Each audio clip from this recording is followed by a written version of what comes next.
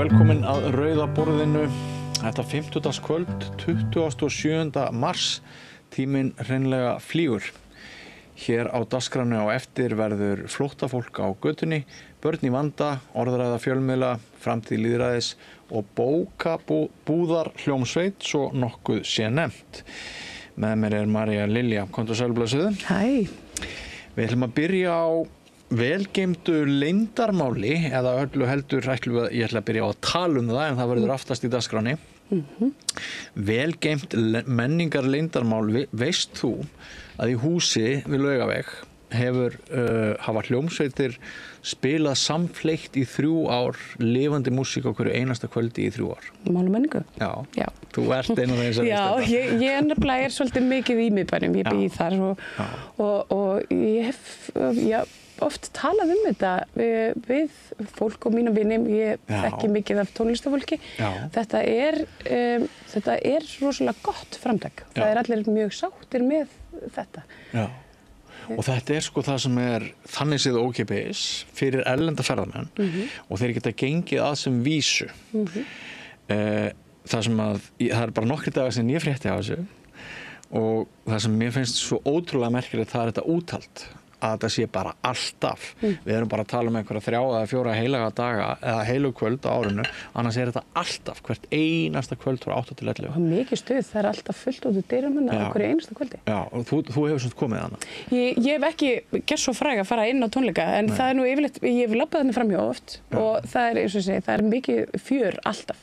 Og þó þetta sé kannski svolítið svona markasett í áttina af ferðamönnum, þá þekki ég fólk, mikið af fólki sem fer þarna einmitt eldra fólki svolítið, sem svona að gera sér ferð í bæinn, allar að kíkja á pubin kvöld og veit svona, þú veist, vill ekki fara á þessa hefðbundnu staði, kannski eftir mat eða annað, og það dettur þarna inn og hlustar á lifandi tónlist. Þetta eru svona coverlög, þannig að allir syngja með. Ef þú byggir ekki í miðbænum, þá vissirðu sannlega ekkert þetta. Vegna þess að það hefur engin kynning farið fram á þessu innan landsteinanna.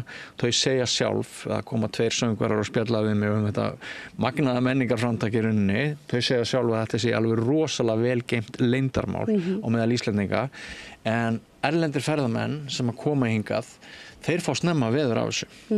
Og það eru sem sagt þau Ragnar Ólafsson og Marína Ósk Þórólfsdóttir sem að líta við aftast í þættinum og ræða þetta að mínum mati merka og mjög svo þrautseiga menningar framtak. Og þarfa. Þegar menningin svona deyjandi sport í miðbænum. En þvílíkt úthald, þvílík kyrrsla. Heyrðu, svo ætlum við að þú ætlar að fjalla börn í vanda, það ekki? Jú, ég fæ til mín 3 góða gesti. Það Hermann Austmar, hann hefur nú komið hingað í viðtal áður. Svo kallaði Breiðholtspabbi, stundum kallaði. Já, einmitt. Hann sem sagt á barni í árgangi með þessum svona vandræða ungmennum sem hefur verið og hafa verið mikið í fréttum núna undanfarið. En með honum ætlar að koma hann Óskar Steinn. Hann hefur mikla reynslu, hann fyrrum samfylkingamaður og mikla reynslu af vinnu og í æskulýðsstarfi með börnum af erlendum uppruna og þá börnum flóttafólks sem komu og sóttu mikið í Hamarinn, en Hamarinn var úrræði sem rekið var í Hafnarfirði og var lokað núna bara í síðasta vetur. Það bara fyrir erlend börn? Já, þetta í rauninni, það var bara svona félagsmiðstöð fyrir ungt fólk af erlendum uppruna. Það var svona svolítið opið bara, en ekki það var engum vísa frá. Og það var ákveðið reiðarslag þegar þessu var lokað á þessum tíma. Það var, þú veist, að því að þetta var svona eins konar tæki til inngildingar svona, og bara svona félagslegt net. og með þessum góðu herrum ætlar að koma Þórhildur Ólafsdóttir, barnasálfræðingur. Hún vinnur á greiningadeild þar sem hún að meðhöndla vandraða ungu mennin okkar sem að svona lenda á milli á hverjum einasta degi. Og það verður eitthvað rætt hvaða hugtakanótkun best hjá fjölmiðlum sem fjallum svona mál það hefur nefnilega farið svo litið mikið fyrir því í þessari opinberu umræðu og fréttaflutningi af vandræða þessu ástandi á meðal ungmenna að þetta sé í rauninni að vandinn sé sá að þetta sé innflytjenda, börn innflytjenda eða flóttafólk en það auðvitað ekkert raunin. Og þetta auðvitað bara alls konar börn og ef að börn eru í vanda þá ber okkur bara skylda sem samfélagi að takast á við þennan vanda alveg saman hvort þau eru brún eða hvít. Sjálfsögðu. Heyrðu á undan þessu ætla ég svo að fá að minnstakosti formann neytendasamtökanna til okkar og kannski verða þeir fleiri sem koma hér og ræða ansi merkan hæstaréttardóm í svokölluðu MAST-máli. Brúneggjamálinu.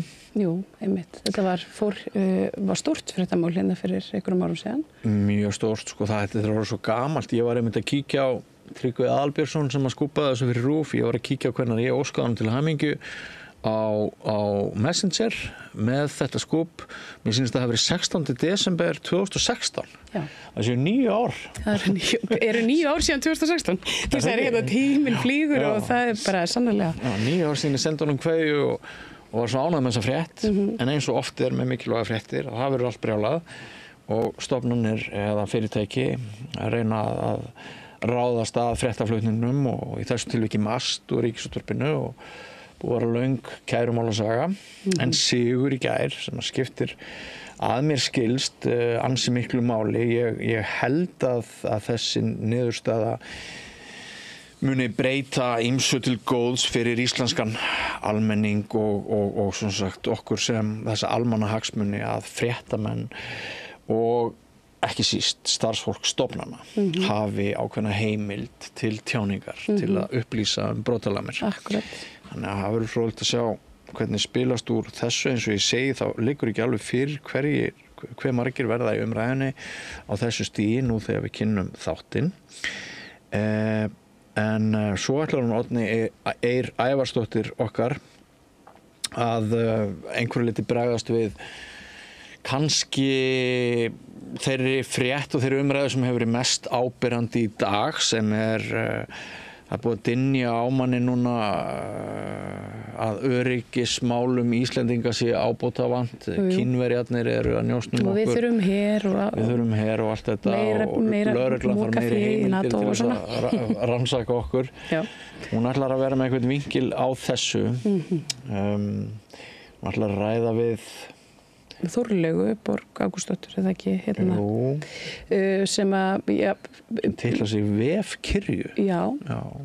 Hún bara svona, mjög fróð einmitt vefin og netöryggi. Var í Pírötum áður. Já, þetta hún. Já. Akkurat. Þannig að það verður áhugavert spjall. Þetta skiptir máli. Það skiptir líka máli einmitt hvernig við ræðum þetta og hérna á hvaða og forsendum. Að það sé ekki, það sé ekki einhliða allavega. Það er ansi mikið sem liggur undir því að ég sé ekki betur en að því sé stemt að í þessu viðtali komi fram áhrif tæknikapitalisma á lýðræðið, vald og lýðræði í tæknisamfélögum, tengsl stórfyrirtækja, ríkisstofnana, tæknithróunar og lýðræðislegra þáttöku, varnir Íslands, netöryggismál, áróður, falsfréttir og njósnir. Já, þetta er ekkert smá. Það er að vera hérna fram til morguns. Þetta virkar mjög efnismikið. Já, þetta verður bara alveg stórgott. Heyrðu, en þú ætlar að hefja leik, segðu okkur frá því. Já, við byrjum þáttinn hérna á frétt en það reyndar bárust fréttir af því að félagsmálaráðherra, hún hyggst draga úr samstarfi við Vinnumálastofnun og Rauða krossinn. Þessi frétt fór nú ekki mikið fyrir henni í síðustu viku. Vinnumálastofnun hefur verið að sinna í samstarfi við Rauða krossinn svona inngildingar úrræði þar sem að fólki er meðal annars boðið að vinna í Rauða krossbúðunum, flóttafólki. En ég fæ hingað til mín Þóri Hall Stefánsson sem að hefur núna síðan í maí 2023 rekið gistiskýli á vegum Rauða krossins fyrir flóttafólk. Þetta er þá fólk sem að sem að varð svona datt út fyrir ramman í lagabreytingunni sem gerð var 2023 og lenti á götunni hreinlega í fimbulkulda. Þetta var mikið fréttamál á tímabili. Rauði krossinn brást við og Mummi Guðbrands sem þá var félagsmálaráðherra gerir þennan þjónustusamning sem að Inga Sæland ætlar nú ekki að framlengja. En það blasir við að það eru á bilinu 10-20 manns sem að nýta sér þetta úrræði á hverjum einasta degi og hafa ekkert annað og þau lendaði öll hreinlega bara á götunni núna í maí. Já, bara innan nokkurra vikna. Já.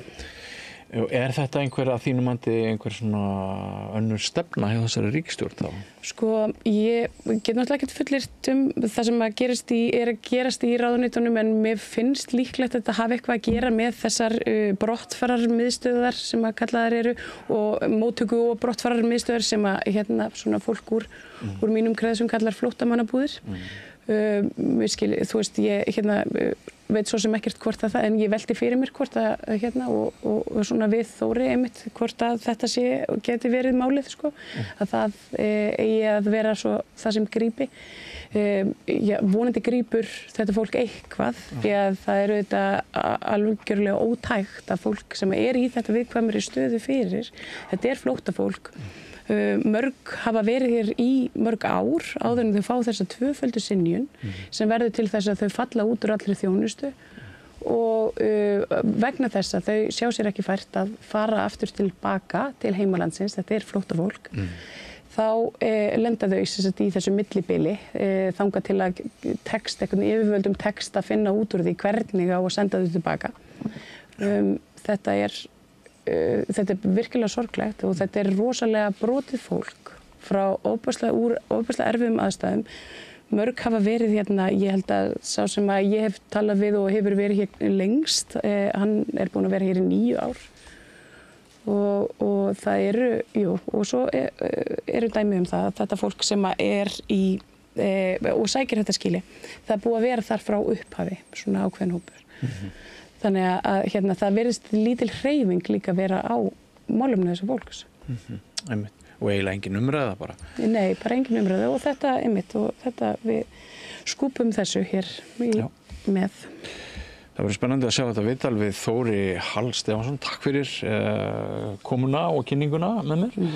Við hefjum sem sagt leikinni hérna eftir skamma stund, stutt skilaboð í millitíðinni en fram að því langar okkur til þess að bara minna ykkur á það að ef þið eruð aflögufær með stuðning og viljið verða áskrifandur samstöðurinnar, þá eru hæg heima tökin að fara á samstöðin.is, skrolla það niður á hnapp sem heitir áskrift og fyrir aðeins 2.500 krónur verðið þið ekki bara áskrifandur heldur verðið þið eigendur og fáið svolítið ritstjórnarvald. Einnig getið þið haft samband við okkur og sagt okkur hvað ykkur finnst að við erum að fjalla um. Við erum fjölmiðill fólksins, við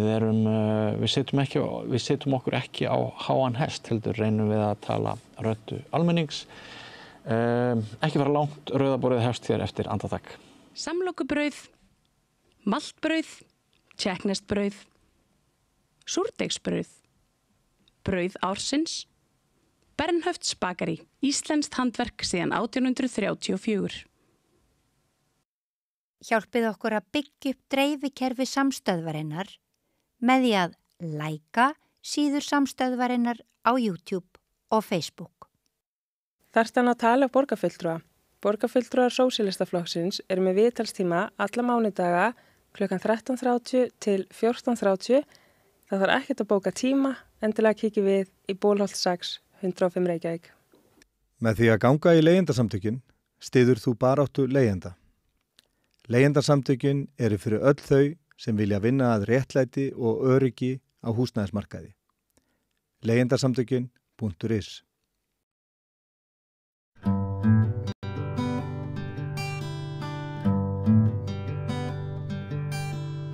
Komið sæl aftur og velkomin að Rauðaborðinu. Ég heiti María Lilja og hjá mér Þórir Hall Stefánsson, forstöðumaður gistiskýlis Rauðakrossins fyrir flóttafólk. Vertu velkomin. Sæl, takk. Það bárust fregnir hérna í byrjun viku að það væri svona aðeins verið að draga úr þjónustu félagsmálaráðuneytisins við flóttafólk. Það er annars vegar þetta úrræði á vegum Vinnumálastofnunar og svo gistiskýlið sem hefur verið starfrækt núna á samningi frá fyrrum ráðherra. Hvað getur aðeins kannski bara svo við byrjum á byrjunni sagt okkur frá þessari þjónustu? Já, það er alveg satt. Það er smá breytingar framöndan. Byrjum kannski á að ræða gistiskýli sem hefur verið rekið frá því í lok september 2023 og opnaði í kjölfar lagasetningar niðurfellingu réttinda til þjónustu fyrir umsækjendur alþjóðlega vernd. Það er að segja fólk sem hafi fengið synjun, endanlega synjun á sínu máli, sínu umsókn alþjóðlega vernd að því var gert að fara á landi innan 30 daga. Ef það sýndi ekki viðleitni í þá átt, þá misti það þjónustu með þjónustu þá við framfærslu, aðganga heilbrigðisþjónustu og húsnæði. Til þess að svona bregðast við þessu og komið í veg fyrir að fólk myndi raunverulega enda á götunni og jafnvel bara einfaldlega verða úti á vetur framöndan og svoleiðis, að þá erum við beðin, eða er Rauði krossinn beðin af hálfu félagsmálaráðuneytisins að opna þetta gistiskýli. Og það var sem sagt rekið, forsendurnar fyrir rekstur þessa skýlis voru þær að það yrði rekið að sambærilegan hátt og gistiskýli Reykjavíkurborgar frá 5 á daginn til 10 á mótnana og svo yrði gestum gert skylt að yfirgefa skýlið yfir daginn. Hvað var þar hitt sem þú nefnir og breytingar á samningum við Vinnumálastofnun er að það var nýlega ákveðið af Vinnumálastofnun að ekki að framlengja samninga félagslegan stuðning til umsækjendum alþjóðlega vernd. Rauði krossinn hefur frá 2016 sinnt félagslegum stuðningi, það er að segja þá beinum svona persónulegum stuðningi ýmis málefni og svona tengist kannski málsvarastarfi og svo framvegis. Þess að kemur þá inn á þetta málsvara hlutverk Rauða krossins en líka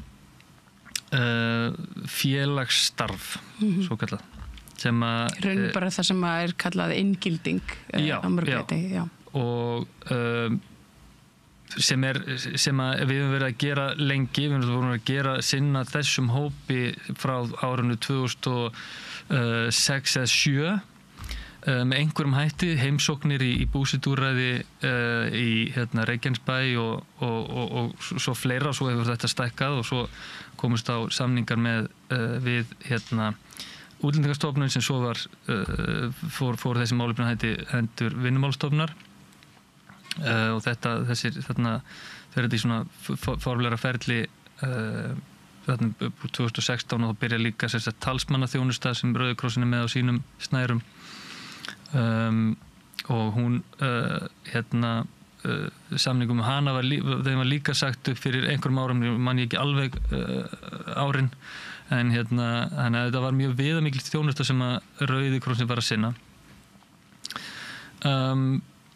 Það er vissulega mikið skarð hoggið í þessa þjónustu við þennan hóp með því að í raun og veru að taka Rauða krossinn út úr þessu að mínum mati er að við erum náttúrulega einn öflugustu mannúðarsamtök í heimi og við höfum yfir að ráða gríðarlega miklum og mikilvægum mannauði sem að er sjálfboðaliðarnir okkar og ég tel að allur félagslegu stuðningur til handa hverskins jaðarsettum hópi að mér finnst mjög svona sérstakt að ætla að veita hann í einhverju svona opinberu kapasiteti sko. Þú veist, þetta þarf að mínum að vera nærsamfélagið sem að tekur sér saman. Fólk með fólki. Já, með fólkinu, þannig að þetta svona, og við, þú veist, út af því að það ekki bara endilega verið að sko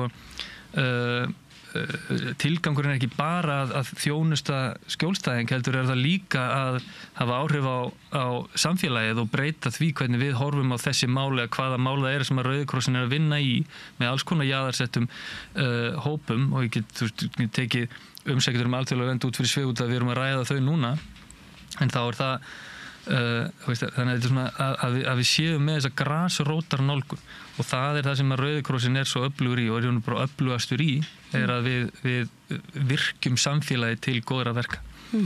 Og það mjög sorglegt að sjá eftir þeirri vinnu og að hugsa til þess að fyrir þennan stóra hóp verði ekki þessi vinna í allavega sömu mynd og hún hefur verið. En nú sko, bara svo við snúum græs kannski að gistiskýlinu. Þetta úrræði, þetta svolítið svona, þetta neyðarúrræði. Þetta bara hreinlega til þess að fólk endi og verði ekki úti. Já. Og þetta leit út fyrir að verða svolítið stór hópur hann tímabili, hann í kringum 2023. Þetta voru, ég man, fjallaði nú eitthvað sjálf þetta mál. Þetta voru eitthvað í kringum 20 einstaklingar sem voru í bráðri hættu að lenda þarna á götunni í miklu frosti. En núna, hvernig þetta í dag? Hver er svörun? Hvert ykkar þjónustustig? Þetta í raun og veru ekkert sérstaklega stór hópur í dag. Ég held að þessa dagana séu í kringum 10 manns sem eru að dvelja þarna, en það var náttúrulega þannig þegar þetta að byrjast þegar þessi lög eru sett að þá var það urðu margir skelkaðir. Þú veist hvað myndi gerast, og það vissi enginn hversu stór hópur þetta var. Ég heyrði sjálfur alls konar tölur, en svo náttúrulega tölurnar eru í raun og veru bara sá fjöldi sem að fær þessa endalegu synjun og kýs svo að fara ekki úr landi sjálfvílir. Svo náttúrulega var einhver hali, held ég, og svo einhver sem var bara beinlýs ekki vitað en listin sem ég með, ég ekki að segja en ákveðna tölu hvað margir á þessum lista yfir þá sem hafa verið svipti þjónustu, en það fólk ekkert alltaf koma í skýli til okkar. Þannig að þörfin kannski... Ég meina, er það nær 10 eða 100? Þú veist, það getur ekki... Nei, það nær 10. Já. En já, þannig að sko... Ég myndi segja, og svo eru bara sumir sem að, þú veist, náttúrulega sem betur fer, sem að kannski bara að dvelja hjá vinum og vandamönnum og hafa ekki þörf fyrir að koma í skýlið. Já, það er mjög mikilvæg punktur vegna þess að þetta auðvitað fólk sem hefur verið hér lengi og hefur myndað ákveðin tengsl, fær svo endalega synjun og hefur kannski verið að bíða eftir einhvers konar svari í mörg ár og hefur komið sér bara svona ansi vel fyrir í samfélaginu svona félagslega. Þannig að það eru margir sem að hafa þá eitthvað til þess að gista hjá. Já. En það eru auðvitað ekki allir. Nei, og þetta það er náttúrulega allur gangur á því hvernig hvaða áhrif umsóknarferlið hefur haft áhrif á hvaða áhrif það hefur á fólk og svo líka hversu lengi það í umsóknarferlinu, það bara fer eftir hverju einu máli í raun og veru getur verið mjög einstaklingsbundið og sum mál eru sérstaklega erfið og svo getur fólk verið sérstaklega viðkvæmt, svo náttúrulega það að vera standi í svona umsóknarferli og bíða í von og óvon eftir niðurstöðu og það getur tekið lengri tíma. Það hefur alltaf verið dálítið svona ágætlega á þessu kerfi hversu langan tíma úrvinnsla tekur. Það náttúrulega líka misjandi eftir málum og svo framvegis. En það að bíða lengi og vita ekki hvað gerist getur haft alveg rosalega slæm áhrif á andlega heilsu á fólki og ég sé það á fólkinu í skýlinu hjá mér að þau eru búin að vera mislengi, sumir búin að vera mjög lengi og það fólk í ýmis konar andlegu ástandi ef ég get sagt það þannig og margir frekar illa á sig komnir sko. Og já. En hvað verður þennan hóp núna þegar að úrræðinu sleppir í maí? Já, við erum með samning rekstur út maí og eins og staðan í dag þá verður það ekki framlengt. Ég treysti því að það sé vinna hafin í ráðuneytinu, í félagsmálráðuneytinu að sé vinna í gangi að finna út úr því hvernig á að mæta þörfum þessa hóps og ég treysti því að það sé bara pólitísku vilji til þess að finna einhverja ásættarlega og mannúðlega lendingu með þennan litla hóp. Þetta að mínum mati þyrfti ekki að vera svona. Ég ímynda mér að rekstur svona skýlis kostar peninga og það þarf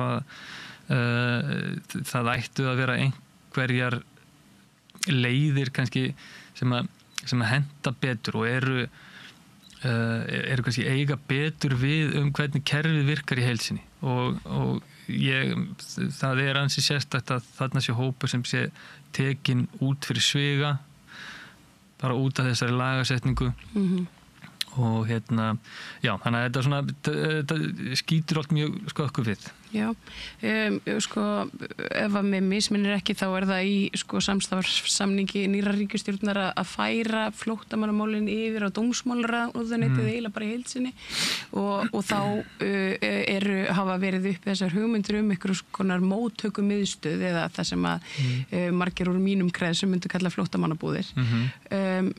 Heldurðu að þetta tengist þeirri vinnu eitthvað?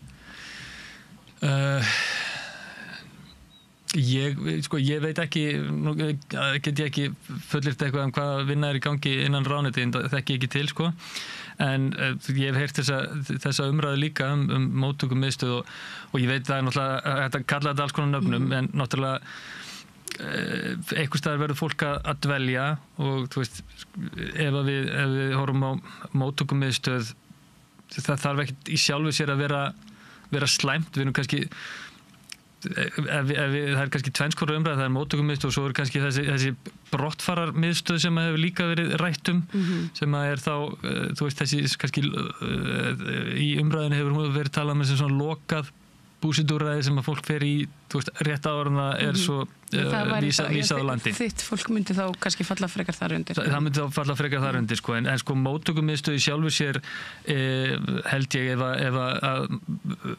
almennilegar staða málum þarf ekkert að vera slæmur kostur og að ef öll þjónusta við fólk tryggð að þá að mínum að þetta mjög skynsamlegt að hlutinni sé allir saman stað þannig að en ég hef ekki heyrt neitt meira móttökumiðstöð en eitt svoleiðis En þessi hópur sem eru svona í kringum 10 manns og sækja í gistiskilið á hverju minnsta degi þetta, ég meina fólk fer út að mótni ekki satt og kemur aftur inn í eftirmiðdaginn já, svona eins og önnur gistiskili það fólk sem hjá þér það hvað svona meðaltali hversu lengi hefur það verið og hversu lengi það svona ég með einstaklingarna sem að koma og láta svo ekki sjá sig í nokkrar nætur og koma svo aftur og það bara valfrjálst fólki frjálst að mæta. Ég svona aðalega velta fyrir mér svona hversu lengi fólk í þessu millibili? Já, ég með allan ég með einstaklingarna sem hafa verið alveg frá upphafi frá því við opnuðum og þeir þá verið á landinu í nokkur ár og Já, þannig að, og þeir, þú veist, þessir einstaklingar eru að koma, þessu flestir sem dvelja þarna núna að koma á hverjum degi og gist á hverju nóttu. Já, þá sem þýðir þá... Og hafa gert það þó bara frá upphafi? Já, þeir sem að, sko, það eru alveg einstaklingarna sem eru, þú veist, svona nýkomnir á listan, og þetta er náttúrulega bara svo sem rúllandi listi. Já. Og eða listi, eða þú veist, bara svona hópur fólks, og það er svona, hann kvarnast úr honum og bætist í hann hinum megin. Þannig að, já, en já, það er alveg nokkrir þarna sem að hafa verið frá upphafi. Og það er alveg erfitt núna 1,5 ári seinna, þú veist, að vera ennþá, og þá sem sagt verið að vinna í þeirra brottflutningi sem samt ekki kannski gert með þeirra aðstoð. Það er náttúrulega það sem að stjórnvöld eru að horfa til að fólk stuðli að eigin brottflutningi í raun og veru, það er sem kallaði sjálfvilju heimför.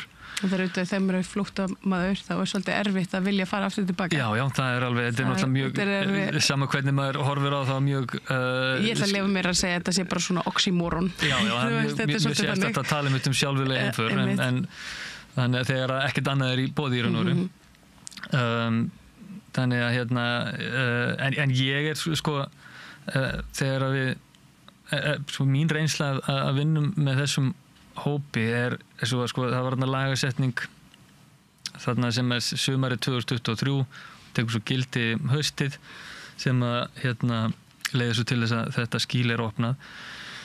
Og það mætti alveg segja að sko að þetta hafi dregið dálítið tennunar úr þessari lagasetningu. En ég held samt enga síður, svona, þekkjandi þennan hóp, að þau hefðu ekkert, út af því að tilgangurinn með þessari lagasetningu var að fólk myndi svo bara, ég get ekki verið hér á götunni, ég þarf að fara heim. En ég held að fólk hefði látið sig hafa það og sofið á götunni yfir ískaldan veturinn. Það voru nú einhver dæmi það, svona áður en að þetta gerist. Já, það var akkurat, og það er svo náttúrulega kannski, það var einhverju sem að kannski komu ekki til okkar, þessi annarkvæmt vissi ekki af því eða treystu sér ekki til að koma eða eitthvað, alls konar ástæði fyrir því, en ég held að fólk hefði látið sig hafa, það hefði ákveðið að vera á sofið á okkurum göturistum og svo framvegis, og á endanum þá hefði einhver dáið ef við hefðum ekki gert þetta. Og já, þannig að er þetta hættulegt fólk? Umræðin er ofta á þann veg að þetta séu hættulegir karlar, þetta séu glæpamenn. Nei, ég myndi nú ekki segja það. Það er náttúrulega, en svo náttúrulega að vera í svona stöðu í svona langan tíma, það er bara, eins og ég sagði áðan, þetta hefur bara slæm áhrif á andlega heilsu fólks, og það er náttúrulega, getur gripið þessu örvænting og svo framvegist, en ég hef ekkert sénin merkið þess sérstaklega að fólk sé hættulegt, sko, ekkert frekar en annar. Þannig að bara við búið að kurteist og gott fólk sem kemur til okkar í skýlið og mitt starfsfólk í mjög góðum og uppbyggilegum og þægilegum samskiptum við þau, sko. Hefur nýr félagsmálaráðherra, hefur hún komið til ykkar og skoðað starfsemina? Nei, hún er nú ekki gert það. Hún er ekki? Nei. En eitthvað sett sér í samband kannski vegna þessar þjónustu skerðingar, reyðilega? Nei, hún hefur ekki gert það, en við höfum alltaf verið í mjög góðu sambandi við félagsmálaráðuneytið og Við höfum bara starfsfólkið þar hérna. Já, það er ekkit út á það að setja, og það er bara svo náttúrulega ný ríkisstjórn, þú veist maður kannski gefa það, hún er ný og Nú að gera hér? Já, í mörg horn að líta á þessu framvegis, þannig að ég ætla nú að leyfa mig njóta vafans og ég treysti því að við munum hittast og ræða þessi mál mjög fljótlega, sko. Þórir Hall Stefánsson, þakka kærlega fyrir að koma og ræða við mig við rauðaborðið. Takk fyrir að bjóða mér. Það er meira hér handa við hlé. Þú ert að hlusta á Samstöðina. Róttækt sjónarhorn á atburði.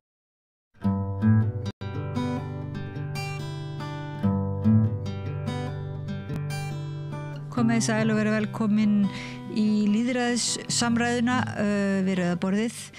Að þessu sinni ætlum við að tala lýðræði í tengslum við tækni auðvald og til okkur komin sérfræðingur, það Þorlaug Borg Ágústsdóttir. Sæl. Þú ert alþjóða stjórnmálafræðingur með sérhæfingu í cyber stjórnmálum. Já.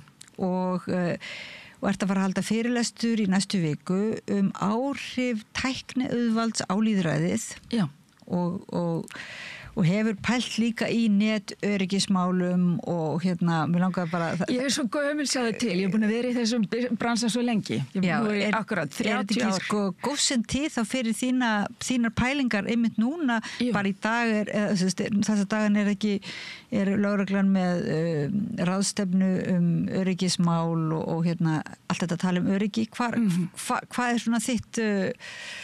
Sko, koma reglulega á netinu, það þegar maður finnur nýsköpunina í loftinu, beinleinis, og maður finnur að hjólinn að snúast og nú er eitthvað að gerast. Og nú er eitthvað að gerast. Nákvæmlega núna, hlutir eru að gerast í AI og hlutir eru að gerast í öryggis- og varnarmálum. Og ég er að vinna þessa doktorsrannsókn. Nú er ég komin 1,5 ár inn í hana og er búin að vera síðasta ár on-off í Berlín með að ég á enga vin á Íslandi.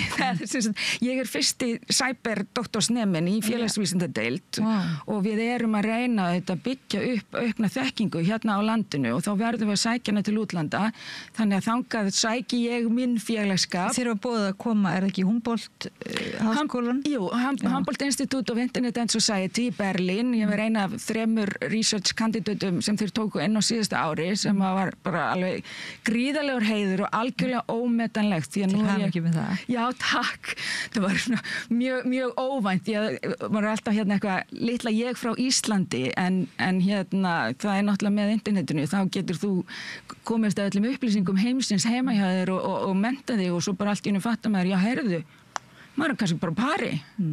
Og skiptir máli að vera á staðinum þrátt fyrir alla tæknina og svoleiðis að það skiptir máli að vera í svo kallum raunheimum eða hvað í samræðu líka? Jú, því annars hef ég til dæmis ekki fengið þarna 2 kanónur í doktorsnefndina mína, fólk sem er að vinna í rannsóknum fyrir Evrópusambandið á áhrifum stóru samfélagsmiðlana á löggjöf Evrópusambandsins og fleira, fólk sem er bara náið á mínu sviði, sem er núna komið inn sem ráðgjafar fyrir mig, sem ég hefði ekki fengið ef ég hefði ekki skellt á það að flegja umsókn, sko.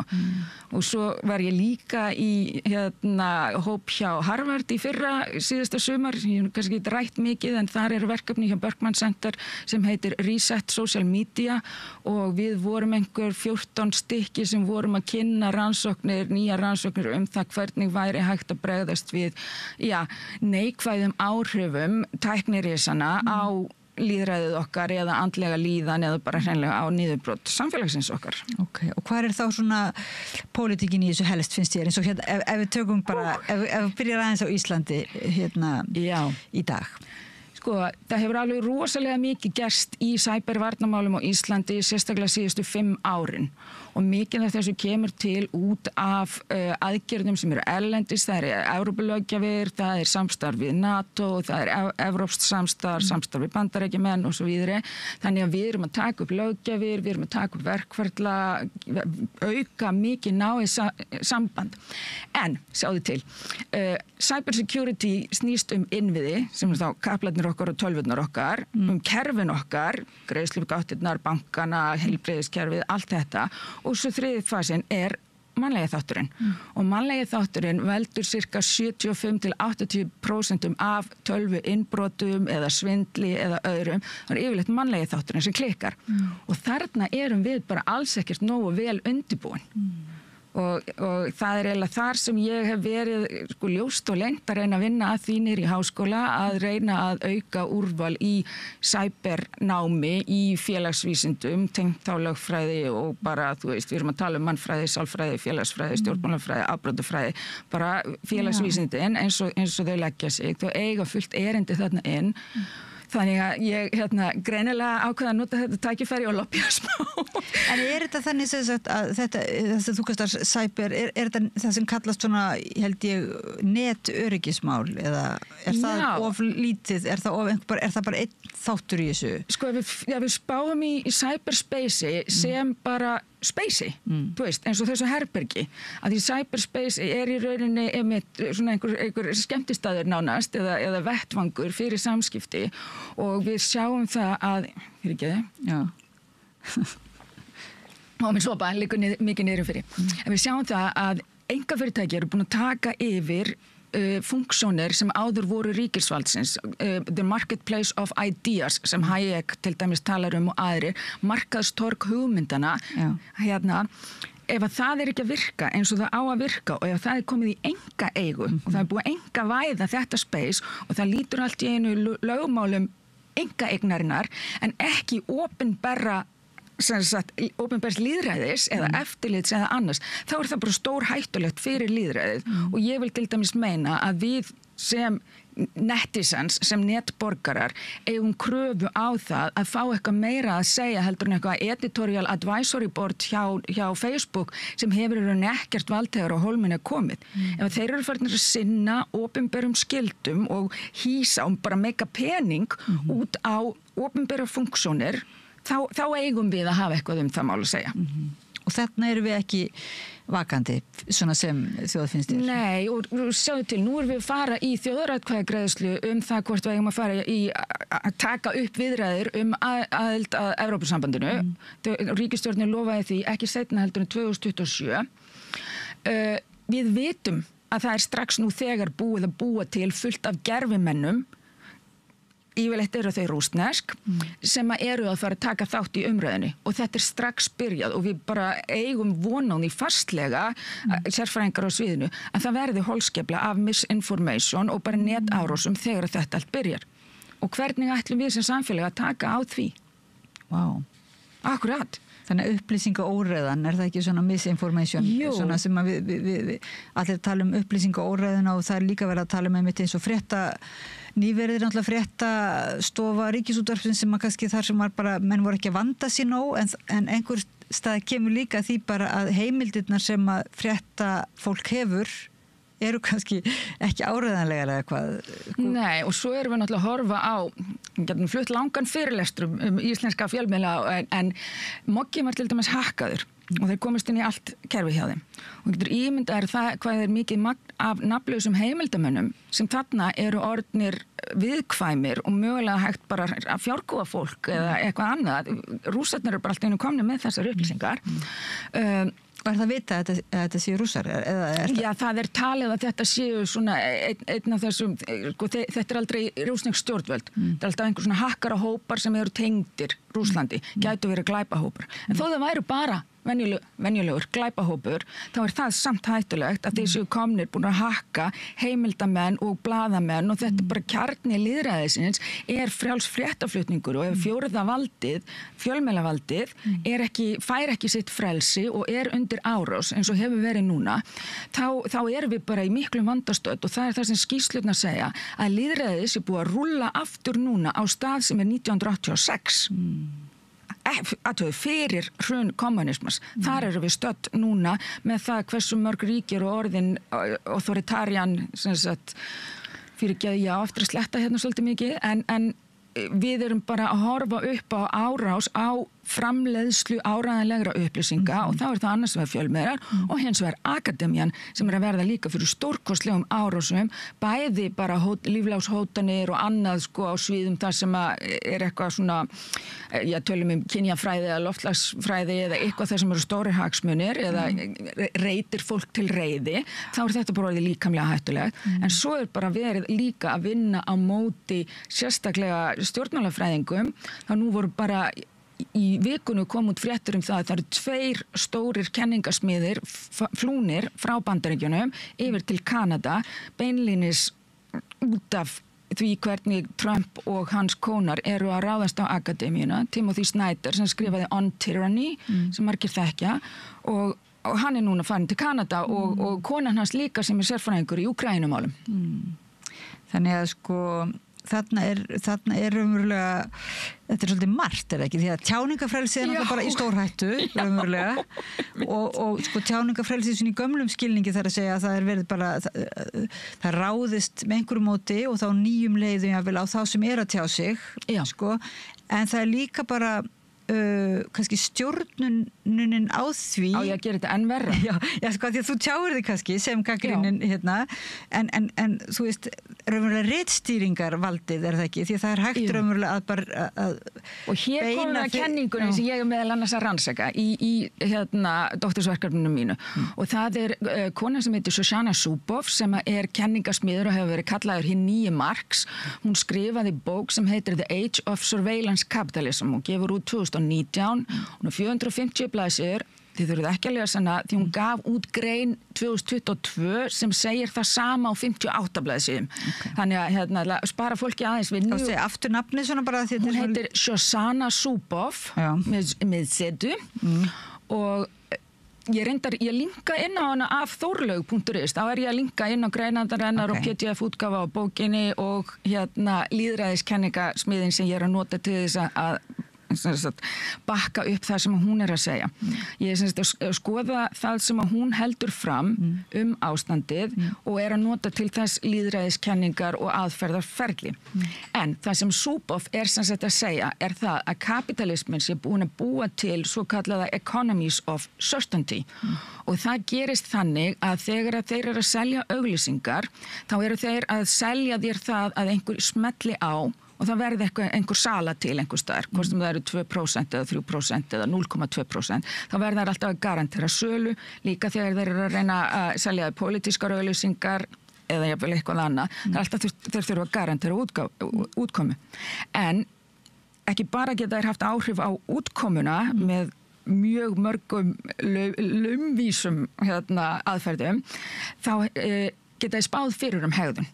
Og nú þeir komnir með gervigreind sem spáir fyrir mannlega hegðun bæði niður á einstaklinga en ekki síst hópa og þá hegðun stórra samfélaga eða hegðun hópa innan samfélaga. Og þessir spádómar, þeir ganga núna á kaupum og sölum á milli manna og þegar þú ert farin að selja spádóm þá þarftu náttúrulega að tryggja það að spádómurinn rætist líka. Þannig að það komin hringrásar hagkerfi í gang þar sem að gögn, persónuleg gögn mín og þín, og mér að DNA upplýsingarnar mínar, þeim var stólið frá 23andMe núna í fyrra og upplýsingum Ashkenazi-gyðinga var lekið út á netið. Herðu, þetta fólk með gen Ashkenazi-gyðinga, þessu var lekið þegar að Hamas-árásirnar voru gerðar. Þannig að út frá þessum upplýsingum hægt að vita fullt af hlutum mig, hvaða áhugamál ég hef og náttúrulega frá símanum mínum. Við vitum það, það eru upp sem að screenshotta allt hjá þér, þú ert rakin, þú veist, það eru upptökur. Ekkert prívat lengur. Því sem eru að senda dónamyndir, bara vinsalast hafi það í huga. Og þess vegna held ég meðal annars að margt fólk sem farið að hegða sér eins og það hegða sér vegna þess að það einhver sem hefur á því tangarhald. En við getum bakkað eftir í economies of certainty og þessa ógn sem það stafar þegar tæknirísar vita svona rosalega mikið þig og eru farnir að hafa hagsmuni af því að stjórna þér, farnir að hafa hagsmuni af því að ákveða hvað fólk fær að tala og hreinlega eru mjög mikið af þessum stjórnendum í Silicon Valley að keyra á ákveðinu svona techno-libertarian hugmyndafræði. Og þetta ný frjálshyggja sem tekin langt út fyrir Hannes Holmstein nokkuð tímann. Hann skilin eftir í ríkinu. Því að þeir eru, og þetta eiginlega farið að hljóma svolítið absúrt, því þeir hafa svo mikla tröllatrú á til dæmis artificial intelligence að þeir ímynda sér að artificial intelligence geti tekið að sér að reka samfélagin okkar. Þetta bara áætlunarbúskapur. Þetta ekkert annað en nationalkapitalískur áætlunarbúskapur Bandaríkjamanna á heiminn. Og þeir halda þetta virki, en við sem hefum unnið eitthvað með AI, vitum það að AI bara rosalega vitlaust oft og AI ekkert betra heldur en gögnin sem þú fítar inn í þetta og gögn oft bara meingölluð. Þetta veit ég sem gagnabanka gululínarar forðum dagar, ef þú ert ekki með gögnin í lagi, þá eftirleikurinn, eins og ég segja, crap in, crap out. En AI, gervigreindin, það sem við kallum bara gervigreindin, akkurat. Hún samt svona, hún hún er gloppótt en hún er svona, hún er vist svona asi klár á sviðum, ekki? Já.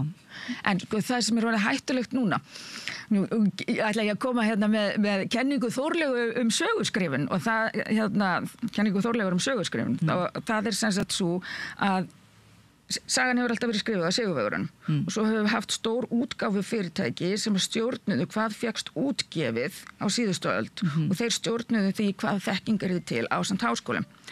Svo kom internetið og í smá stund kom þarna gluggi þar sem að sá sem var best indexaður á netinu og kunni best á leitavélina gat komið sínum upplýsingum og framfæri og það var ekkert endilega stóri aðilinn. Þannig í smá stund fengum við að skrifa okkar sögu sjálf. Svo kom Google og náði einkarétti á okkar upplýsingum og svo núna eftir að Google er búið að skrifa söguna með því að ráða hvaða leitarniðurstöður koma upp, nú er AI að skrifa söguna fyrir okkur því að AI rendi í gegnum, það var þjálfað akademískum módelum og fréttum og svo kemur fólk og sérstaklega nemendur og biður AI að skrifa fyrir sig ritgerð eða hjálpa sér við að skrifa ritgerð og þá kemur AI og svona gubbar upp aftur og jórtrar á því sem var búið að segja áður. Þannig að úr þessu verður svona feedback loop, bara ringiða þar sem við erum öll að malla í sömu hlutunum. En hvað gerist þegar það kemur fram ný þekking?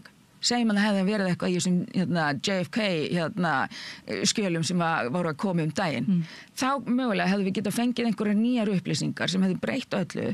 En hvað hefði AI þá sagt eftir að hafa verið búið að þjálfað á öllu gamla dótinu. Þannig að við erum komin í rosalega hættulegan leik og það að vinna með AI er svona, þegar þú varst með Google þá þurftur að orða spurninguna rétt en aðalega varst að leita alltaf að rétta svarinu, þú varst að leita í niðurstöðunum. Þú varst að vinna núna með AI, þá varst að leita réttu spurningunni til þess að fá svörin sem þú varst að leita að. Þannig að í staðin fyrir að leita í rauninni að svarinu, ertu núna að leita spurningunni sem að er mjög, hvað ég að segja, tricky því að ef AI er bara alltaf að svara sama flata hlutnum með sömu sögu ritunina alltaf, nú þá erum við komið með bara svona eitt ríkis sagfræðiritt og hvar er alternativ sagan þá? En þá kemur einmitt þetta með skona þessi gamla hugmyndum að því að auðvitað gagnrýni á svona sögu sigurvegarana hefur náttúrulega verið í gangi lengi og þá kemur þessi svona áhersla á opinbera vettvang sem er víða og er á einhvern hátt þessi möguleiki á að veita því aðhald þessari stóru sögu og valdinu og svoleiðis og kannski er það ekki það sem er svolítið mikið upplaust núna því að raunverulega þetta aðhald fer náttúrulega svo mikið í gegnum hið ritaða mála einhver leiti og gegnum þessa miðla, sko. Já, akkurat. Þannig að þá kemur eitthvað svona, jafnvel þótt að séu einhverjir, gefum okkur einhver séu vakandi fyrir því að spyrja annara spurninga og fá önnur svör og skora gervigreindina. Þá getur eigandi miðilsins bara þagga niður í þeim eins og við erum að sjá á Twitter eins og hann er kallaði núna, gamla Twitter, X. Það sem að við erum búin að sjá á mjög skömmum tíma, það sem að ef þú skoðaðir hverju voru stærstir með flesta fylgjendur og flest like og allt þetta, þá var það frekar blandaður hópur en samt sem áður frekar aðeins meira hlutin af þessu vinstri sinna fólk. Eftir að Elon tók við núna og sérstaklega á síðustu mánuðum 90% eru núna orðnir republikanar og hægri sinnaðir akkántar og þá sér maður bara beinleinis í niðurstöðunum, jáfnvel þó ég hef engar sannanir fyrir því hann sé að gera það, ég sé það bara fyrir framan augun á mér að þetta er að gerast og við sjáum það í niðurstöðunum alveg eins og við getum lesið í kosninganiðurstöðuna núna frá Bandaríkjunum og séð rosalega margt furðulegt í hvernig atkvæðaseðlarnir liggja. Það er ekkert hægt að sanna neitt kosningasvindl, ég gerir það ekki hérna ofan á Íslandi, en ég get samt bent á það að 3% er meðaltalið af atkvæðaseðlum sem eru bara með nafn Donald Trump eða bara með nafn forsetans í venjulegum kosningum, í venjulegu fylki, en allt í einu í ákveðnum lykil fylkjum eins og Pennsylvania, þá eru þeir í 11% tilvika. Af hverju er það og af hverju segir Donald Trump mitt sumar You don't even have to vote, we have all the votes. Hvað veit hann sem við vitum ekki? En núna hefur svona pælingar, þær kannski voru lengi vel bara flokkaðar sem sko svona samsæriskenningar og svona raunverulega einhverju sem höfðu mjög miklar áhyggjur af því að væri verið að njósna þeir sem voru, þú veist, að stinga símónum í frystihólfin og eitthvað þannig, en núna bara sem sagt, menn koma fram bara tækni fólk kemur fram og varar við þessu njóstnum og varar við því sem þú ert að segja, raunverulega beinum áhrifum á lýðræðið og þannig. En hvað gerum við sko, sem sagt, við þyrftum þá kannski að beita ákveðnu þrýstingi sko á okkur stjórnvöld að gera eitthvað og þú kannski segir okkur hvað helst þú ætti að gera en svo líka við sem borgarar þá og netverjar og hérna hvað við, þú veist, meikar það eitthvað sens að vera ég veit ekki, að vera eitthvað að passa sig á hverju að meina passa sig yfirleitt og vera vakandi fyrir hverju. Akkurat, hérna ég er með þetta sama vandamál og í mínu rannsóknum hefur verið að hugsa bara á ég að vera eitthvað að verja mig sérstaklega, á ég að dulkóða eitthvað, ég ekki bara að sóa tíma vegna þess að þeir brjóta sig í gegnum þetta allt ef þeir hafa áhuga á mér sem náttúrulega bara alls ekkert gefið. En hérna og þeir hverjir líka, það kemur alltaf bara þegar maður segir þeir, þú veist, þá þetta orðið svolítið svona einhvers staðar í skýinu, en ég gef mér það til dæmis miðað við það að ég skrifaði lokaverkinu mitt hvernig Rússar hefðu flippað bæði Brexit og Trump-kosningunum 2016 og þú veist að þeir séu kannski með 500.000 manns á Íslandi á lista. Það er ekkert ólíklegt að ég sé á þeim lista. Miðað við það, þú veist, þá bara verð ég að hegða mér þannig að það sé ekkert af mínu persónlega á netinu þannig að það sé hægt að nota það gegn mér. Eða ef það er á netinu, nú þá verð ég bara að óna það.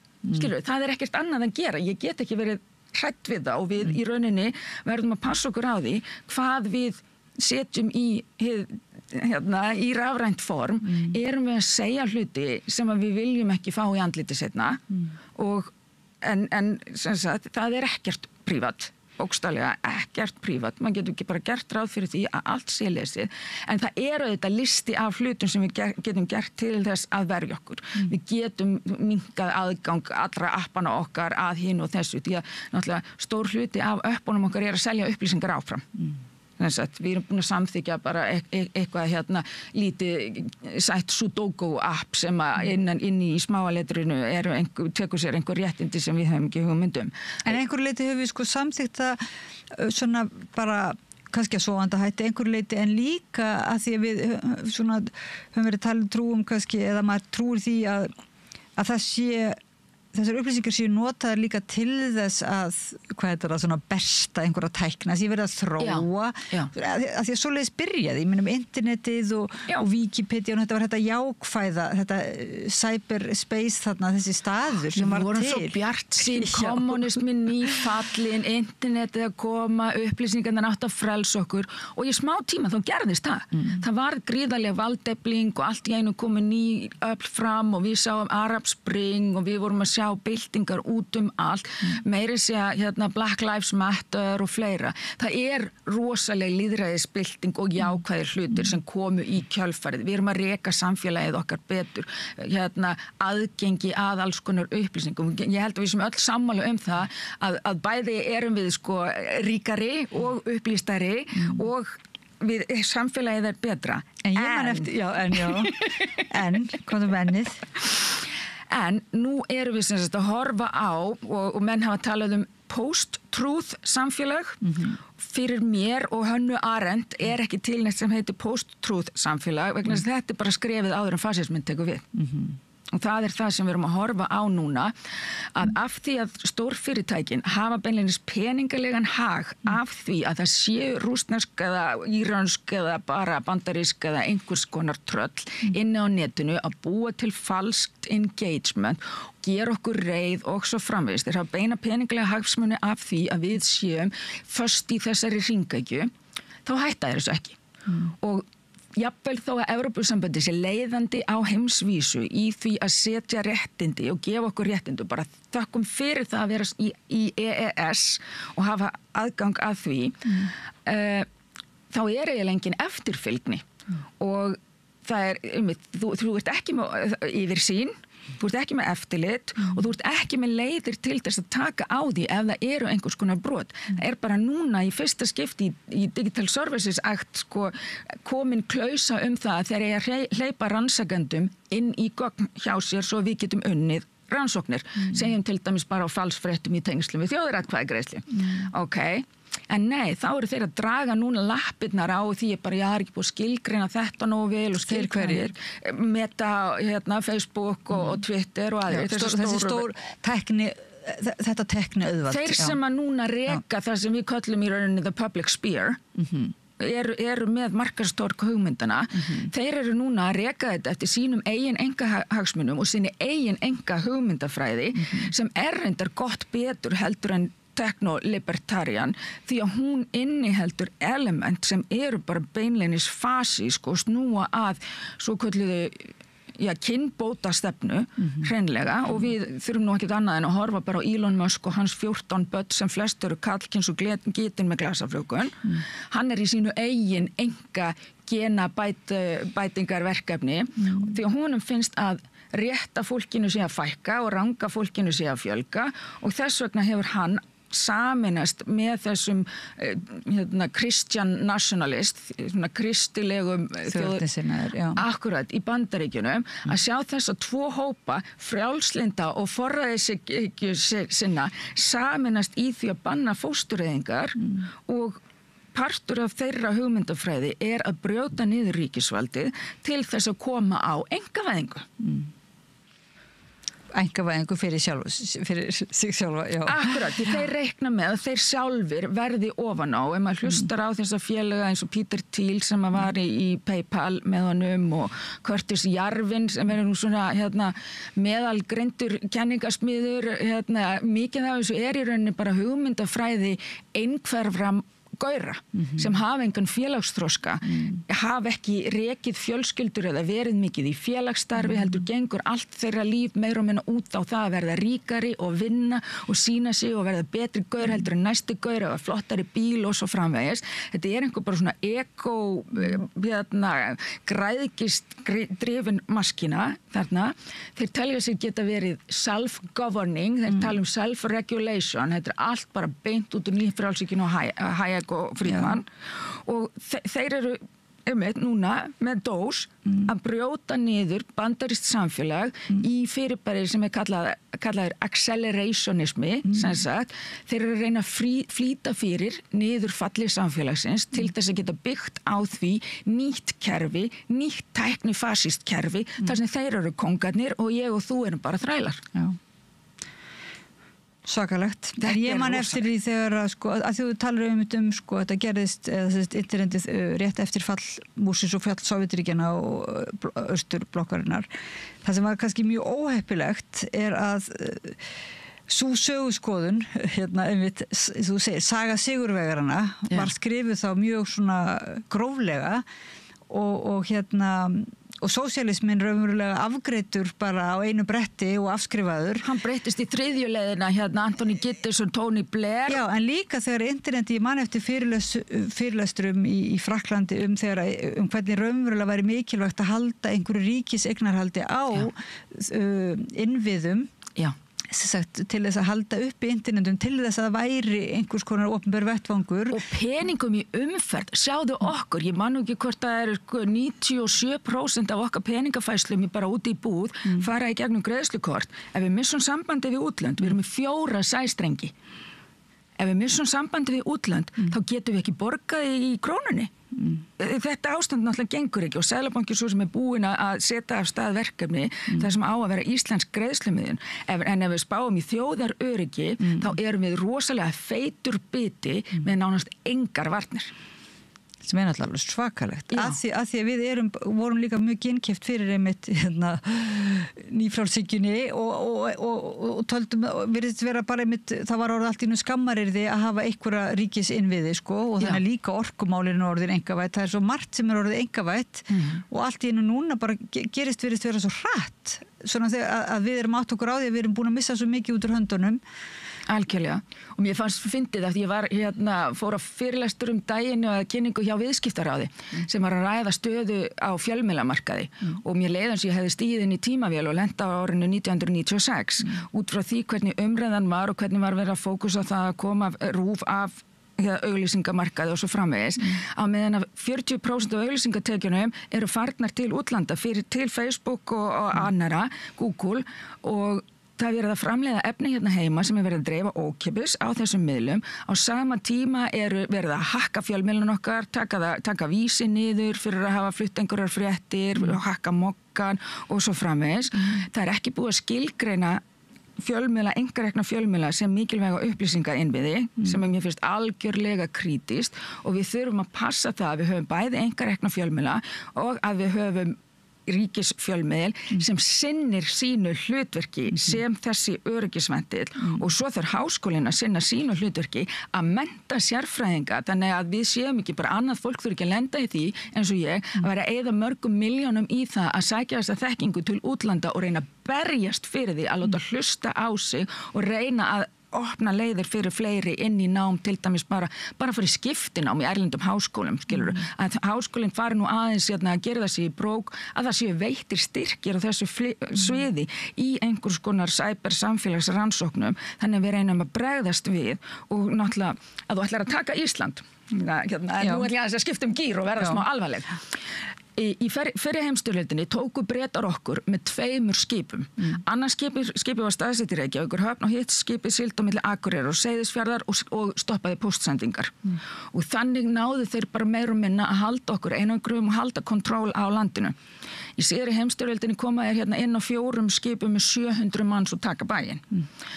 Ef þú ætlar að taka Ísland þá er líklega ekki að fara að koma neitt stór lið hérna af einhverju landgöngu hér og vera einhverju hermenn á hverju horni.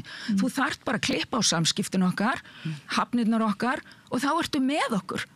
Og við þurfum að ákveða, bara svona eins og hérna Svíarnir í nýjum bæklingu varnir Svíþjóðar, þá stendur skýrum stöfum ef það kemur í fréttum að Svíar hafi gefist upp fyrir innrás, þá eru það rangar fréttir, þá eru það falsfréttir. Hver eru skilaboð Íslands? Ef það kemur hingað innrásarher, hverju eigum við að trúa þegar innrásarherinn er búin að taka við RÚV og kannski bara með byssu við hausinn á einhverjum eða bara með einhvern Íslending á sínum vegum sem að flytur okkur falskar fréttur það hvaða stefna stjórnvalda hafa ákveðið að taka í þessu. Þú veist, hvernig ætlum við að vinna í þessu?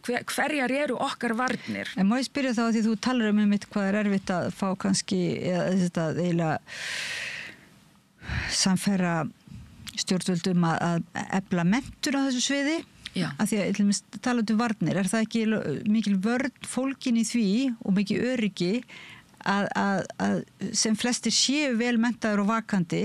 Já, það var haldið. Já, eða sem sagt að því að núna virðist manni eins og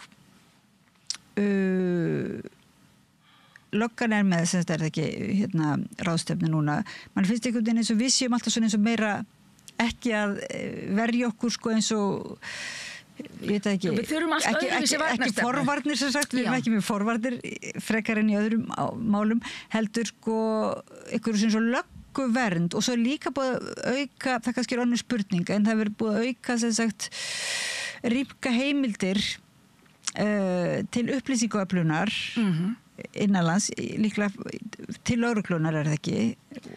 Jú, það eru náttúrulega gagnabankar þar, eðlilega, svona formlegir og ekki formlegir. En núna bara í haust, síðasta haust, var Ísland að skrifa undir samning við Bandaríkinu stór aukið varnarsamband. Það samstarf er að stórum hluta físíst og snýr olíugeymslu og hitt og þetta og kannski svolítið svona írónist að við séum alveg orðin enn meiri besti vinur aðal frá því síðasta haust en allt í fínu, það kannski gerir það verkum að Trump ákveður að taka okkur ekki yfir og segja bara, við höfum Ísland nú þegar allt í lagi með það vegna þess að það er svo auðvelt að ná á okkur hreðjataki en það er akkurat þetta sem ég hef líka verið að spá í bara, hvaða stefnu ætlum við að taka ef það er ráðist á okkur þú getur verið í stríði á 5 vígstöðum það er loft, land, sjór, space og cyber 4 vígstöðum fjarlægðin og veðrið að vinna með okkur. Í Cyber erum við 4 kapla og mögulega eitthvað sambandi gegnum Írisi við útlönd eða Starlink eða eitthvað annað. En það ekki fyrir, það kemur nýtt gervisnettasamband frá Evrópu í Íris 2, þar sem við verðum orðin þáttakandi í gerfinættasambandi. En ef þú tekur Ísland úr sambandi bara í 2 vikur, nú þá eru bara einhverjur orðnir hungræðir, það eru upplausn einhvers staðar, það eru upplausn á spítulunum okkar, gæti tekið rafkerfið okkar út, þú veist, það hægt að valda rosalega miklum skaða á Íslandi án þess að vera með einhvern mikinn mannafla. Og þess vegna þurfa okkar varnir eru í rauninni allt öðru vísi heldur en varnir allra annara sem þurfa að vera með einhvern landher eða eitthvað, því að landhelgisgæslan sinnir líka svo fjölbreyttu starfi. Þannig að okkar varnarmál snúast kannski meira hjálparsveitir, að passa landhelgina, að sé ekki verið að veiða þar ólöglega, að það sé ekki kafbátar þar að þú veist, smetla sér inn á kaplana eða hvað sem það nú er. En aðalega þurfum við að verja okkar eigin hafnir og okkar eigin innri samskipti. Okkar eigin innri samskipti og þá þarf nú ekkert einhvern her eða einhvern svona landhelgisgæslu, það þarf bara tæknifræðing eða sem sagt cyberfræðinga. Já, og bara alls konar fólk. Af því mér finnst svolítið að fólk hafi hort á þetta, ekki vitlaust vegna þess að ég vil segja það of þröngt, vegna þess að það verið að horfa réttilega á kaplana innviðina og kerfin okkar, fullkomlega, og það ótrúlega mikið að hæfu tæknifólki hérna heima og ég bara fullyrt það að við erum ekkert með neina fúskara á þessu sviði. Íslands tæknifólk og fólkið í þeim geira, það veit alveg hvað það að gera. En sú vinna sem fer fram í því að efla fjölmiðlalæsi, í því að passa upp á falsfréttir, í því að passa til dæmis að RÚV standi sig og ég ætla að nefna RÚV sérstaklega í þessu samhengi sem með lélegt skipulag upplýsingar. Nú ég ekki að tala það að við erum eitthvað illa hannaðir, heldur það erfitt að finna upplýsingar á honum. Til dæmis erum við að tala aðalfréttatíma sjónvarps og hádegisfréttatíma útvarps sem ég held að væru bara svona máttarstólpar í íslenskum fréttaflutningi. Ferðin á RÚV-vefinn og ítir á fréttir, þá kemur þetta ekki upp. Eru útvarpsfréttir og sjónvarpsfréttir ekki fréttir, samkvæmt RÚV. Akkur eru bara netfréttir þar. Og svo þurfum við líka náttúrulega að hugsa það að við erum með minnihlutahópa hérna. Við erum kannski með 15% landsmanna sem tala önnur tungumál og hvernig ætlum að ná þeim. Þannig að ég vil að við útvíkkum það sem kallað cyberkompetence og hugsum mannlega þáttinn og eflum, það til dæmis samráðsvettvangur sem kallast TUMA sem fjallar miðlalæsi og hefur verið að vinna rosalega gott starf, en það gerist ekki nema að séu settir peningar í þetta. Hvað þetta? Þannig að það bara verið að efla fjölmiðlalæsi, upplýsingalæsi almennings. Já, mikið af þessu hefur reyndar fókusað á börn og líðan barna. Því að partur af þessu manipulation stórfyrirtækina á okkur gengur út á, og það nú það sem propaganda gerir. Þetta ekki bara spurningum að ljúga að þér til þess að fá þér til þess að trú einhverju nýju. Þetta gert til þess að fá þér til þess að efast allt og þegar þú ert að skrolla. Ég myndaði lífið fyrir 100 árum, þess að þú varst bara hérna á einhverjum sveitabæ og þú veist að mjólka kúna og svo kom kannski eitthvað fyrir og við vorum ekki með þessar endalegu sveiflur, bara sætur köttur, nei, árás á einhvern, fólk að deyja, þú ert í endalausum tilfinningarsveiflu, nei, hélt þessi framhjá, þú veist, að það verið að draga okkur í athyglina og tilfinningarnar okkar fyrir utan dópamin fíkn og fleira og klámfíkn og annað. Það verið að leggja tilfinningarlífið okkar beinlínis í rúst bara með endalausum sveiflum, með of miklu magni upplýsinga og það sem gerist þegar fólk verður fyrir svona það að þú verður dofinn og þú færð ákvarðanakvíða og þú hættir að taka ákvarðanir og það það sem þeir vilja sem sagt lama okkur ekki bara úr hræðslu heldur lama okkur með of miklum upplýsingum þannig að þá miklu auðveldara að brjóta niður samfélagsstofnanir eða ráðast á okkur þegar fólk bara orðið svo uppgefið af þessari holskeflu af ógnum sem við upplifum utan úr heimi, við gerum ekki alveg greinamun á því, þú veist, hvaðan þetta að koma, líkaminn gerir það ekki, þannig að við sjálf eðlilega þurfum að fara að breyta okkar bara fréttaneyslu og ég stend mig að því núna, ég hætt að fara á Twitter vegna þess að ég verð bara svo pirruð. Ég fæ svo mikla svona magnleysis tilfinningu í brjóstið það að það sé að eiga sér stað hérna bara alveg hræðilegi hlutir og ég get ekkert í þessu gert, þá ég bara kvíðin og þá bara kem ég einhver verk í því að skrifa eða læra þannig til þess að hugsa mína geðheilsu þá verð ég bara að loka samfélagsmiðla úti. Þetta eru svona vítarhringir, dálítið margir sem myndast og þú ert að segja við þurfum eiginlega að verjast, ef svo má segja, eða forverjast einhvern veginn. Verja okkar eigið tilfinningalíf. Já, á mannlega sviðinu, bara með því að verja okkar tilfinningalíf og okkar hugsun og svo efla gagnrýna hugsun og efla læsi. Fjölmiðlalæsi, akkurat. Og samræðuhæfni og líklega og ýmislegt. Og passa fjölmiðlana sem við treystum og gefa öðrum röddum. Sérðu, nú erum við að tala saman augliti til auglitis. Þú veist, ef við værum að tala saman á netinu það enga tryggingu fyrir því að þú væri þú við lesum allt öðruvísi í hlutina ég til dæmis mjög kaldhæðin manneskja og ofta að tala í öfugmælum sem fær fólk bara til að halda að ég sé algjör hálfviti gæti náttúrulega verið en láta tala ekki með hluta en þetta að það búið að taka markaðstorg hugmyndina sem var áður The Town Square færa það yfir í digital space þar sem eru bara fólk í dulargerfi og geimbúningar og AI og allra þú veist og það verið að æsa okkur upp og fá okkur til þess að verða reið og í Bandaríkjunum eru þeir með kosningakerfi sem heitir First Past the Post einmenningskjördæmi sem verður til þess að það verður til 2 flokka kerfi sem gerir pólunina mun meiri heldur en hjá okkur þar sem við erum með hlutfallskostningar og marga flokka. Þannig að kerfið okkar lýðræðiskerfið okkar í það heila mjög sterkt og við erum hérna á Norðurlöndunum sem sterkasta vígi lýðræðis í heiminum. En það gerur okkur líka að targeti. Því að ef að fyrirmyndir lýðræðisins eru farnar þá fellur bara öll spilaborgin og Norðurlöndin áttar sig á þessu og þess vegna akkurat þurfum við ekki bara að fókusa á innviði og kerfi heldur líka að fókusa á mannlega þáttin, á menntun, á fjölmiðlana okkar, að passa upp á fjölmiðlana þannig að við getum svona nokkurn veginn gengið út frá því að það sé búið að staðreina upplýsingar, fact-checka þannig ef það kemur í fréttum að forsætisráðherra hafi sagt að við höfum gefist upp fyrir erlendum innrásarher, þá vitum við að það annarkvort rétt eða rangt út frá því sem er búið að segja okkur áður. Vá, þannig að þú ert þá alveg með greininguna út frá þínu reynslu og þínu námi, greininguna á vandanum, þú veist cirka og þú ert með ansi góða svona ráðgjöf það hvað við getum þó gert sko, vegna þess að, já, margir myndur nú segja að við getum bara lítið, þegar það var nú áður, þegar stórt vald ríkistekni auðvaldið var komið meira vald heldur ríkisvaldið. Já. En það er hættulegt þegar það giftist.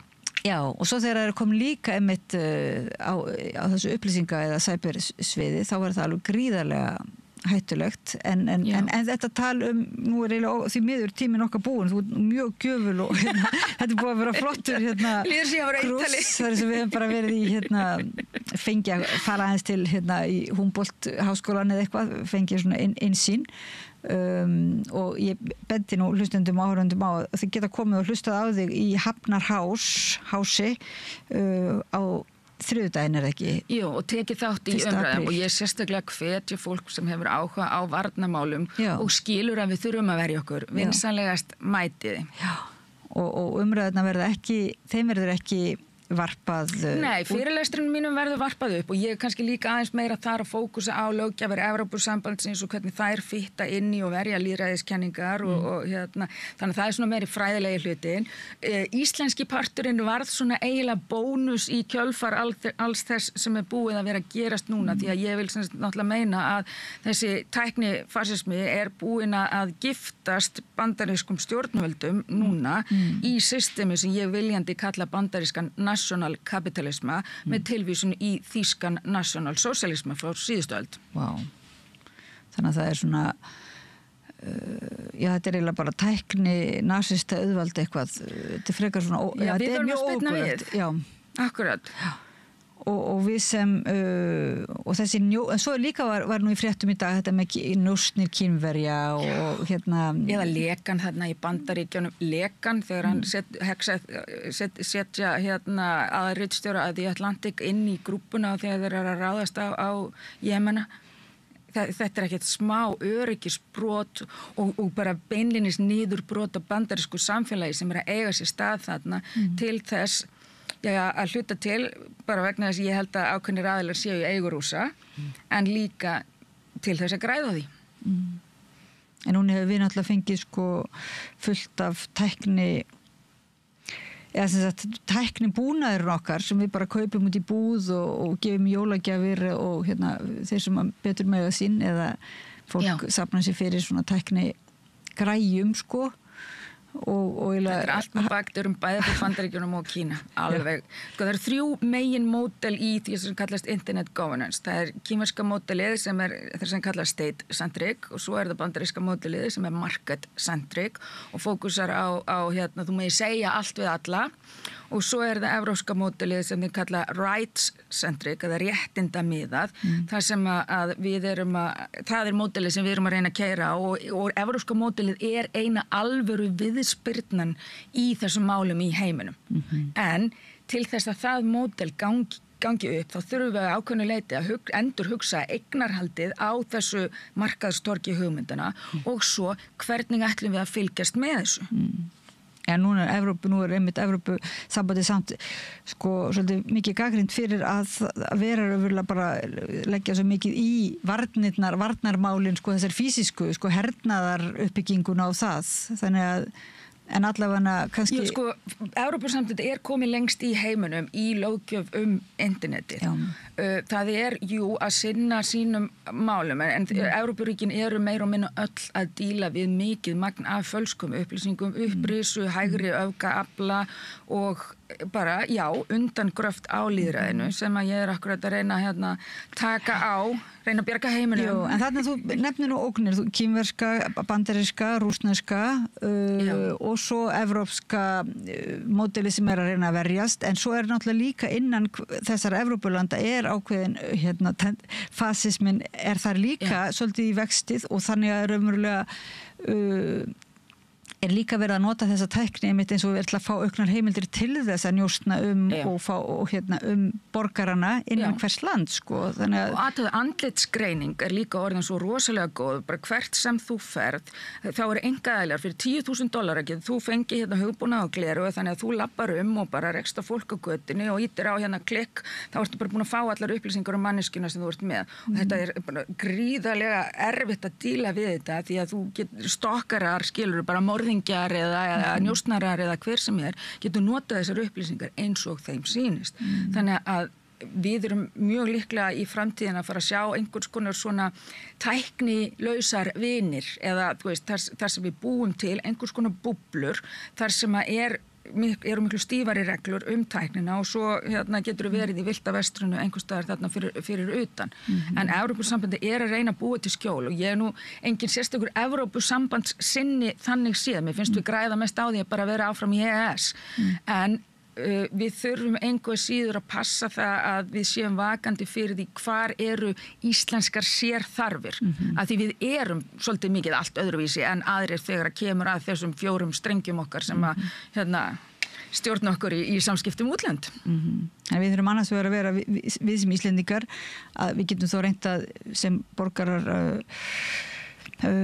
biðja stjórnvöldum að huga að öllum þessum svona fjölþættu varnarmálum en svo sem netverjar og sem þá verðum við líka kannski að vera vakandi fyrir því að okkar eigin stjórnvöld séu ekki líka að nota sér þessa tækni til þess að stjórnast líka í okkur er ekki. En útgangspunkturinn hjá þessum gaurum, hjá stóru tæknirisunum er exit, að vald okkar í þeirra heimi, í cyberspace, gangi bara alltaf út á það ef þið líkar ekki Twitter, nú þá bara ferðu af Twitter, eða líkar ekki Facebook, þá ferðu. Þetta ekki raunhæfur möguleiki. Exit, þegar það ekki samkeppni, þá exitið ekki til staðar. Þá ertu bara, ef þú ferð, þá ertu að útiloka sjálfum þig frá opinberu umræðu og það það sem gengur ekki upp og ég, kannski hljóma ég bara eins og argasti kommunisti eða sósíalisti þegar ég vil meina það. Við verðum að ná lýðræðislegri stjórn á þessum stóru veitum og við verðum að ná að eftirfylgni á þessi fyrirtæki þannig að kannski séu óháð cyberspace lögga eða eitthvað. Við séum að koma okkur upp miklu betri vörnum, miklu meira gagnsæi í hvernig hlutinni virka og já. Það ótrúlegt, já. Þetta, þegar við afskriðum sósíalismann en kemur ljósa að netöryggislega séð og til þess að láta þennan vettvang sem okkur finnst vera svona þetta bara symbolisera eða tákna frelsi okkar, sko. Já. Að það og þennan opinbera vettvang eða markastórk hugmynda eða þá verðum við eiginlega núna svo komið að við verðum að fá einhvern veginn völdin að fara frá þessir einkavæðingarferli og að ríkisvaldi, að þjóðin nýta raunverulega þessa innviði sko, einhver leiti. En við gætum stofnað líka bara sérstætt batteri utanum það þannig að það sé ekki ríkið heldur sé einhver svona eftirlitsstofnun sko. Þú veist alveg eins og við erum með ríkisútvarpið OHF sko, þannig að við gætum mjög líklegt að við gætum frekar gert eitthvað svoleiðis en það komið nóg af því að einkaeignarrétturinn stjórni samfélaginu okkar. Við sjáum öll hvert það búið að leiða okkur. Vá, þetta var hressandi. Ég bara, það gaman að hlusta þig tala því maður verður svolítið hræddur náttúrulega en líka samt svo mikilvægt að að finna, maður fær líka finnur svo til öryggistilfinningar að þú sért allavega vitir hvernig það virkar og sért vakandi fyrir því og sért í samræðu alþjóðlega og heima það og þannig að bara fleiri séu með, það nú málið sko. Hvetja ungt fólk til að fara og mennta sig í cyberfræðum. Drottinn minn dýri, ef það einhvers þegar tekið möguleikar núna, þá það í soft cyber security. Absolutely. Ef fólk vil vera með í framtíðinni, þá það AI og soft cyber security. En ef þú ert gagnrýninn soft, færi þá nokkur ef þetta kerfi alveg farið að virka, þá máttu ekki vera of gagnrýninn samt. Já, sko, hér kemur það, ég ekki í vinnu hjá neinum, þannig að ég get leyft mér þetta og það kosturinn sem að fólkið hjá ríkinu getur ekki. Takk fyrir að koma hingað Rauðaborðinu einmitt þá Þórlaug Borg Ágústsdóttir, stjórnmálafræðingur, alþjóðastjórnmálafræðingur með sérfræðiþekkingu á cyber. Ég kallaði mig vefkyrjuna 1996 þegar ég var að skrifa tölvuheim, ég bara held því áfram. Það mjög fallegt, vefkyrja sem heldur fyrirlestur 1. apríl í Hafnarhási klukkan 18:30 og ég mun að koma þér. Já, ég ætla að koma og við fengum svona forskot á sæluna ég þakka þér kærlega fyrir að koma. Takk fyrir. Og þakka hlustendum og áhorfendum og Pétri Fjellsteð fyrir að tækni varpa samræðinni yfir til ykkar svo við getum verið öll saman í þessari samræðu. Farið ekki langt, við höldum áfram eftir smá frímínútur við Rauðaborðið. Ég heiti Oddný Eir, takk. Samstöðin í eigu hlustenda, áhorfenda og lesenda. Allir þættir samstæðuverinnar eru á YouTube.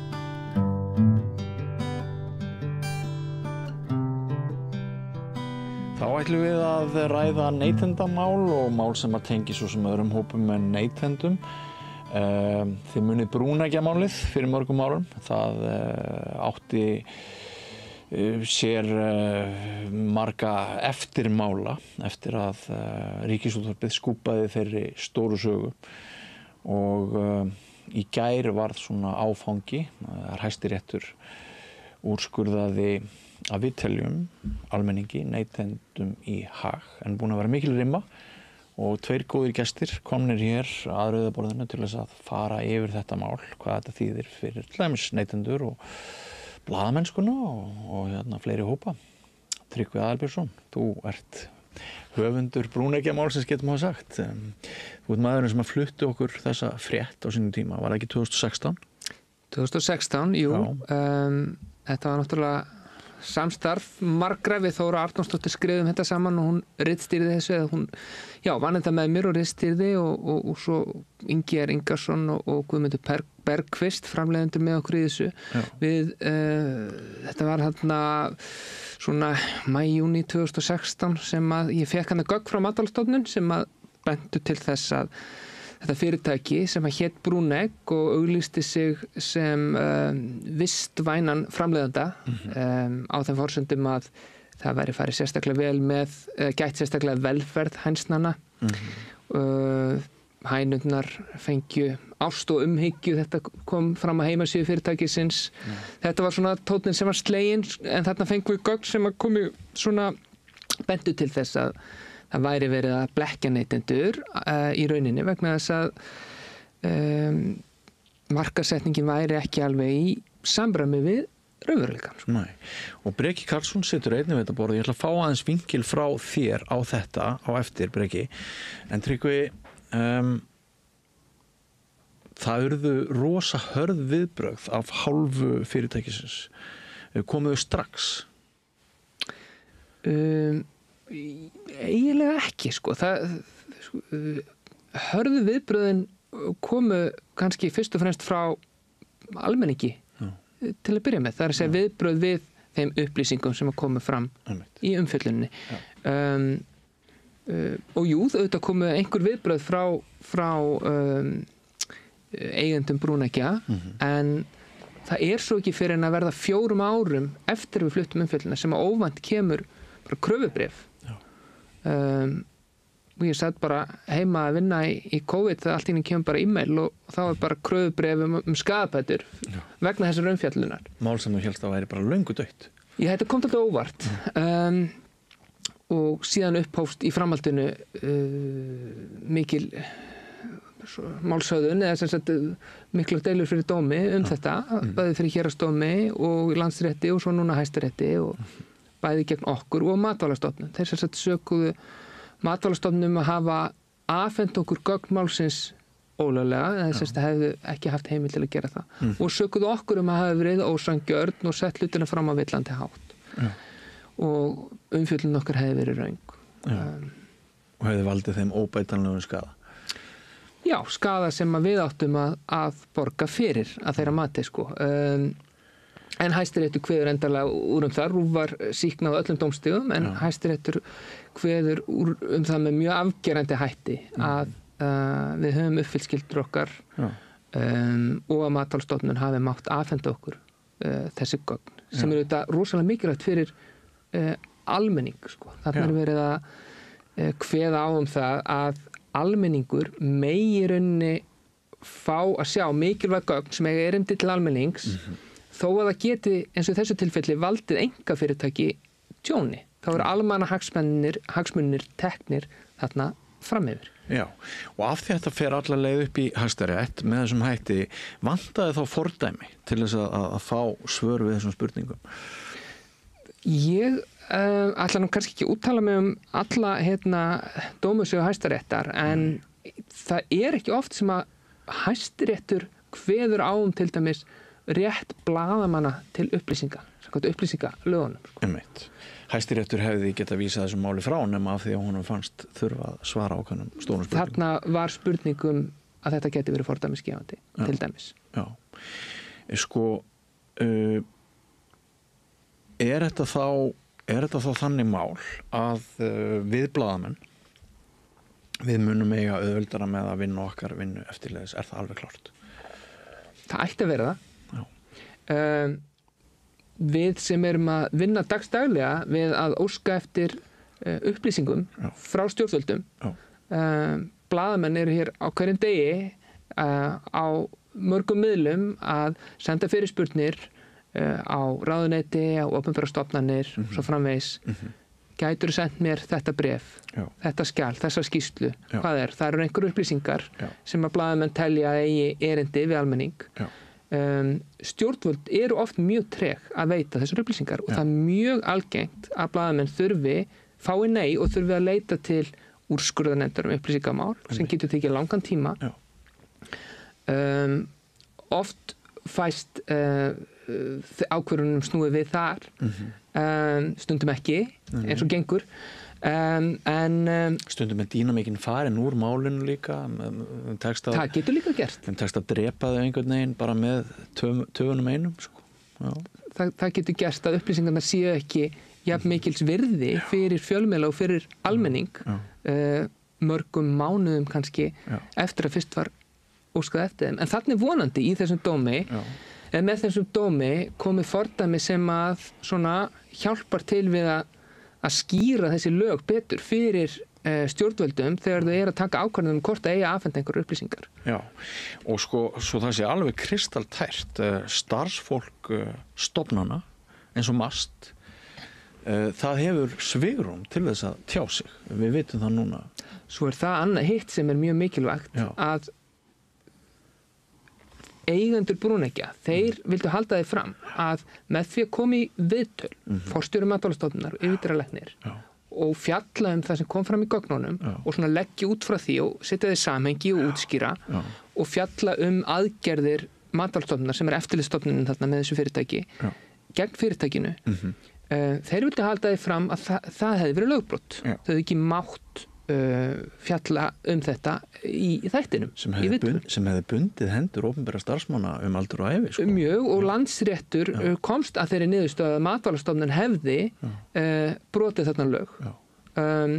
Og það var mjög mikilvægt að Hæstiréttur skyldi snúa því við. Því að hefði verið bara hræðilegt fyrir fjölmiðla og almenning ef að stjórnsýslan og opinberir starfsmenn hefðu verið mann líka að segja múlbundnir sko, til þess að og maður getur eitthvað ímyndið sér hvað áhrif það hefði getað haft bæði á það að sko hvenar menn afhenda gögn og líka bara hvenar menn tilbúin að koma í viðtal til þess að fjalla hin og þessi mál. Heldur betur.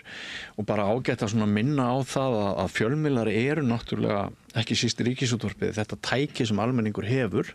Fjölmiðlar eiga sinna almannahagsmunum fyrir hönd almennings.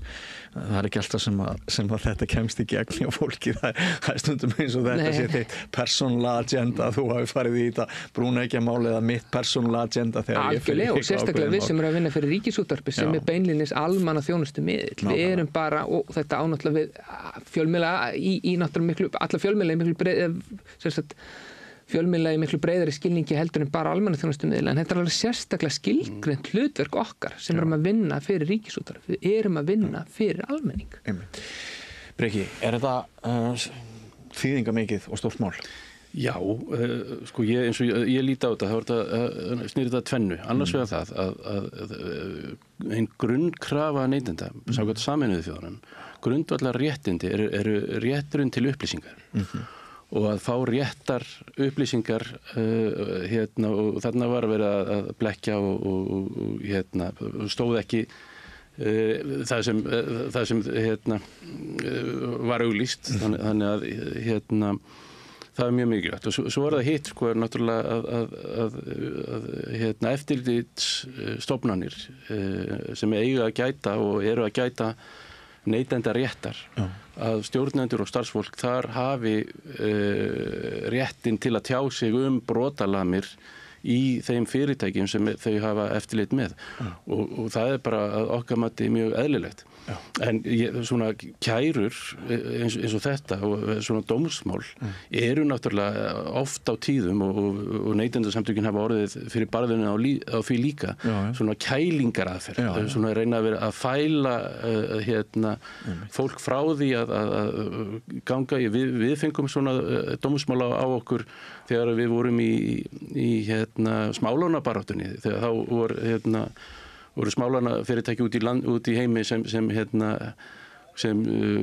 kærðu mig og neytendasamtökin fyrir meiðyrði og við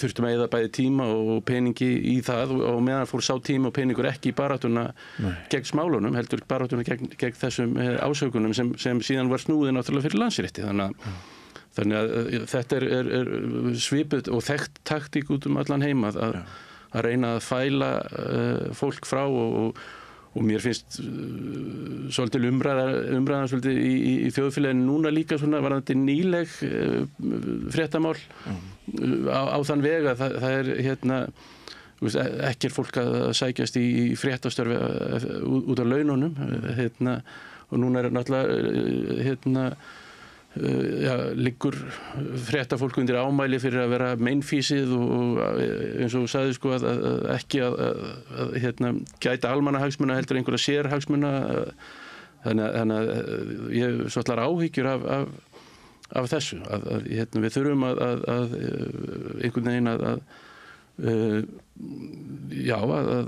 lyfta okkur upp úr þessu hjólförum skotgrafana sem við voruð að komast. Blaðamennskan dular fullt jobb, sá blaðamaður sem á enga vini, hann mögulega besti og mikilvægasti blaðamaður samtímans, en við getum spurt hvernig manni sem á enga vini líður. En Tryggvi, át þetta upp alveg gríðalegt magna þínum vinnutíma, þetta mál? Já, það gerði það. Þú skrifaðir ekki fréttir á meðan? Ég var ekki að skrifa fréttir meðan ég var að vinna í þessu einmitt og umfang þessa dómsmáls var gríðalegt vegna þess að bara skjölin sem við byggðum okkar umfjöllun á frá Matvælastofnun voru hátt í 1000 blaðsíður. Það var uppistöðu til eftirlitsskýrslur það sem farið bara skýrslur sem eru skrifað bara eftirlitsmönnum Matvælastofnunar sem fara á búin og það bara farið yfir þetta atriði, þetta í lagi, nei, já, nei, þú veist, þetta allt saman og þetta að rekja sig í gegnum þetta og reyna að gera þetta aðgengilegt og skiljanlegt fyrir dómstólana og koma okkar mála tilbúnaði á framfæri á skýran hátt í svona flóknu og miklu máli. Það tekur bara gríðarlegan tíma á 3 dómstigum, þannig að þetta svona búið að vera og það eru kannski þessir kælingar áhrif sama hvað menn ætla sér sem að höfða eitthvað einstakt dómsmál, það hefur þetta samt sem áður kælandi áhrif á þennan hátt bæði það að maður ekki að vinna fréttir meðan maður að vinna í þessu og líka bara svona almennt fyrir bara blaðamenn á Íslandi að þá að vitandi af því við erum í svona samfélagi þar sem maður getur lent í þessu. Það ekki allavega hvetjandi fyrir blaðamenn til þess að fara í stór og flókin mál. Nei, ég verð samt að segja það bara inn í þetta. Það bara forréttinlegt Ég hef unnið á svokallaðum einsmanns fjölmiðlum Akureyri Vikublað. Ég stundaði rannsóknarblaðamenn grjótharða og eðlilega þá kom það fyrir að það voru málshöfðanir og það voru til lögmenn sem pro bono höfðu samband við mig með almannahagsmuni í huga og voru til í að hjálpa mér að bregðast við stórfyrirtækjum sem voru að reyna að kæfa raddir blaðsins. Þannig að alltaf þegar svona mál kemur upp þá leynist alltaf einhver svona fegurð ekki satt.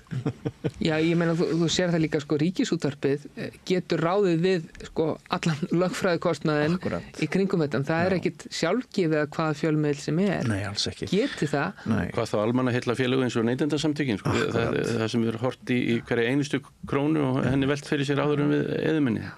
Reyndar í þessu máli þá var Ríkisútvarpinu og Matvælastofnun dæmdur málskostnaður sem hefur kannski ekki verið sjálfgefið þegar einmitt opinberir aðilar af hálfu ríkisins hafa verið í dómsmálum. Þeir voru dæmdir, þeir sem sóttu máli til þess að greiða Matvælastofnun 3 milljónir og Ríkisútvarpinu 5 milljónir króna í málskostnað. Akkurat. Takk fyrir að taka þennan slag og til hamingju með að hann hafi unnist. Við getum öll fagnað því. Breki, ég ætla að skilja við þig á þeim nótum að nú eru þær fréttir að verðbólga hefur ekki verið lægri í 4 ár en vextirnir eru á sínum stað og misræmið meira heldur en stundum áður eða hvað? Já, ég var nú bara að taka það saman í morgun að ganni mínu að því þú vilt enda svona á léttunótum. Já, þessum léttunótum. Að náttúrulega stýrivextir eru 7,75 og verðbólga komið niður fyrir 4%. Þá eru við samt sem áður með næst hæstu raunstýrivexti, það að segja stýrivexti að teknu tilliti til verðbólgu í Evrópu. Þeir voru 3. hæstu síðast. Við komist núna upp fyrir Belarus og erum nú erum við einungis hærri raunstýrivextir í Rússlandi. Við erum það sem eru tæplega 10% raunstýrivextir, við erum með 3,8% raunstýrivexti sem náttúrulega algjörlega galið og leggst bara á herðar hinn skuldandi almúa. Raunstýrivextir áttu skilgreiningu á þessu munurinn á... Þetta rauninni svona í mjög einfaldri mynd þá þetta munurinn á verðbólgu og stýrivextum. Já. Og þetta raun og veru stýrivextir umfram verðbólgu. Og í Evrópu þá þetta í kringum 0%. Þá eru stýrivextir svona svipaðu róli og verðbólga.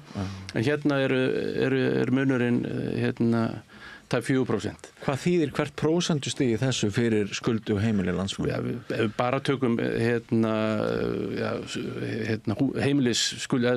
íbúðaskuldir, íbúðalánaskuldir, þá stabbinn þar það bil 2700 milljarðar. Þannig hvert einasta prósentustig eru 27 milljarðar. Þannig við erum að tala tæplega 100 milljarðar sem við erum að borga umfram það ef við varum með raunstýrivexti á við í Evrópu. Þannig að auðvitað fögnum við í gífurlega í hvers sinn sem Seðlabankinn lækkar stýrivexti en eins og ég hef sagt áður á þessum vettvangi þá litlu verður okkur fegin og það ennþá langt í það að við náum þeim stýrivextum eins og gengur að gerist í Evrópu. Já, bara milli 3 og 4%. Já, rétt rúmlega verðbólga. Bara stýrivexti séu á pari við verðbólgu. Það er það sem við erum að sjá á Evrusvæðinu. Já, þetta er sturlað. Þetta er magnað. Já. En herramenn, báðir, kæra þakkir fyrir að koma hér og breki þetta fyrir að verða vikulegt date sem við eigum að koma aðeins inn á leyndamál og kæra þakkir fyrir að koma hérna á rauðaborðinu hvað eftir annað og Tryggvi Aðalbjörnsson, kæra þakkir fyrir þitt framlag. Takk. Og við höldum áfram með rauðaborðið, kæru áhorfendur og hlustendur, ekki fara langt, þetta er rétt að byrja. Samlokubrauð, maltbrauð, tékkneskt-brauð, súrdeigsbrauð, brauð ársins, Bernhöfts bakari, íslenskt handverk síðan 1834.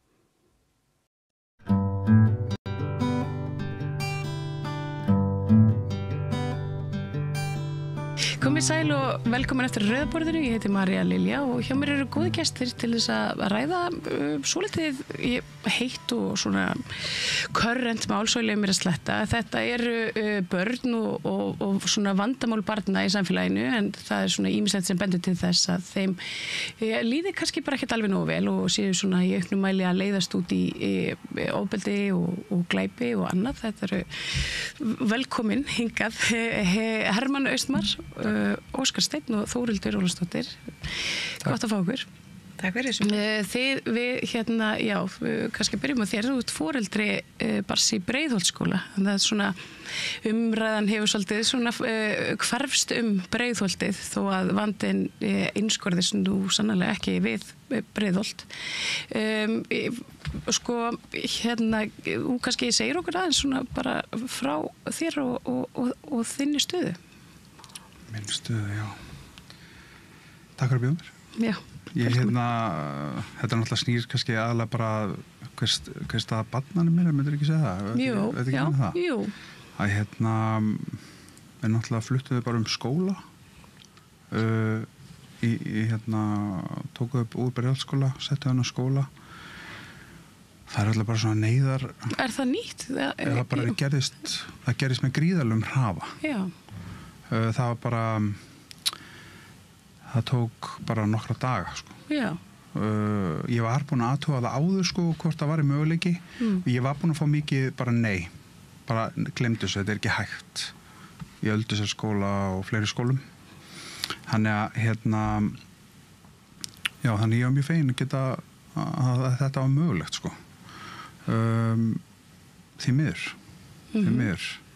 Þetta er ekkert eitthvað sem manni langar endilega til að gera, að rífa börnin sín upp. Þau eiga tengslanett. Það er ekki bara vinir, það er líka foreldrar sem þekki börnin og sem er í skólanum. Þannig að þetta var ekki þetta var bara því miður nöðsulegt.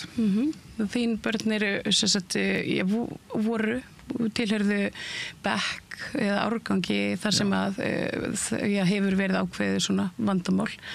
Það hefur verið ofbeldi og annað tengt ákveðnum hópi. Þú er komið hingað þetta og rætt það áður við mig. Finnur eitthvað mun á þínum krökkum? Ég finn strax mun á dóttur minni. Það er bara eiginlega bara allt annað að sjá hana.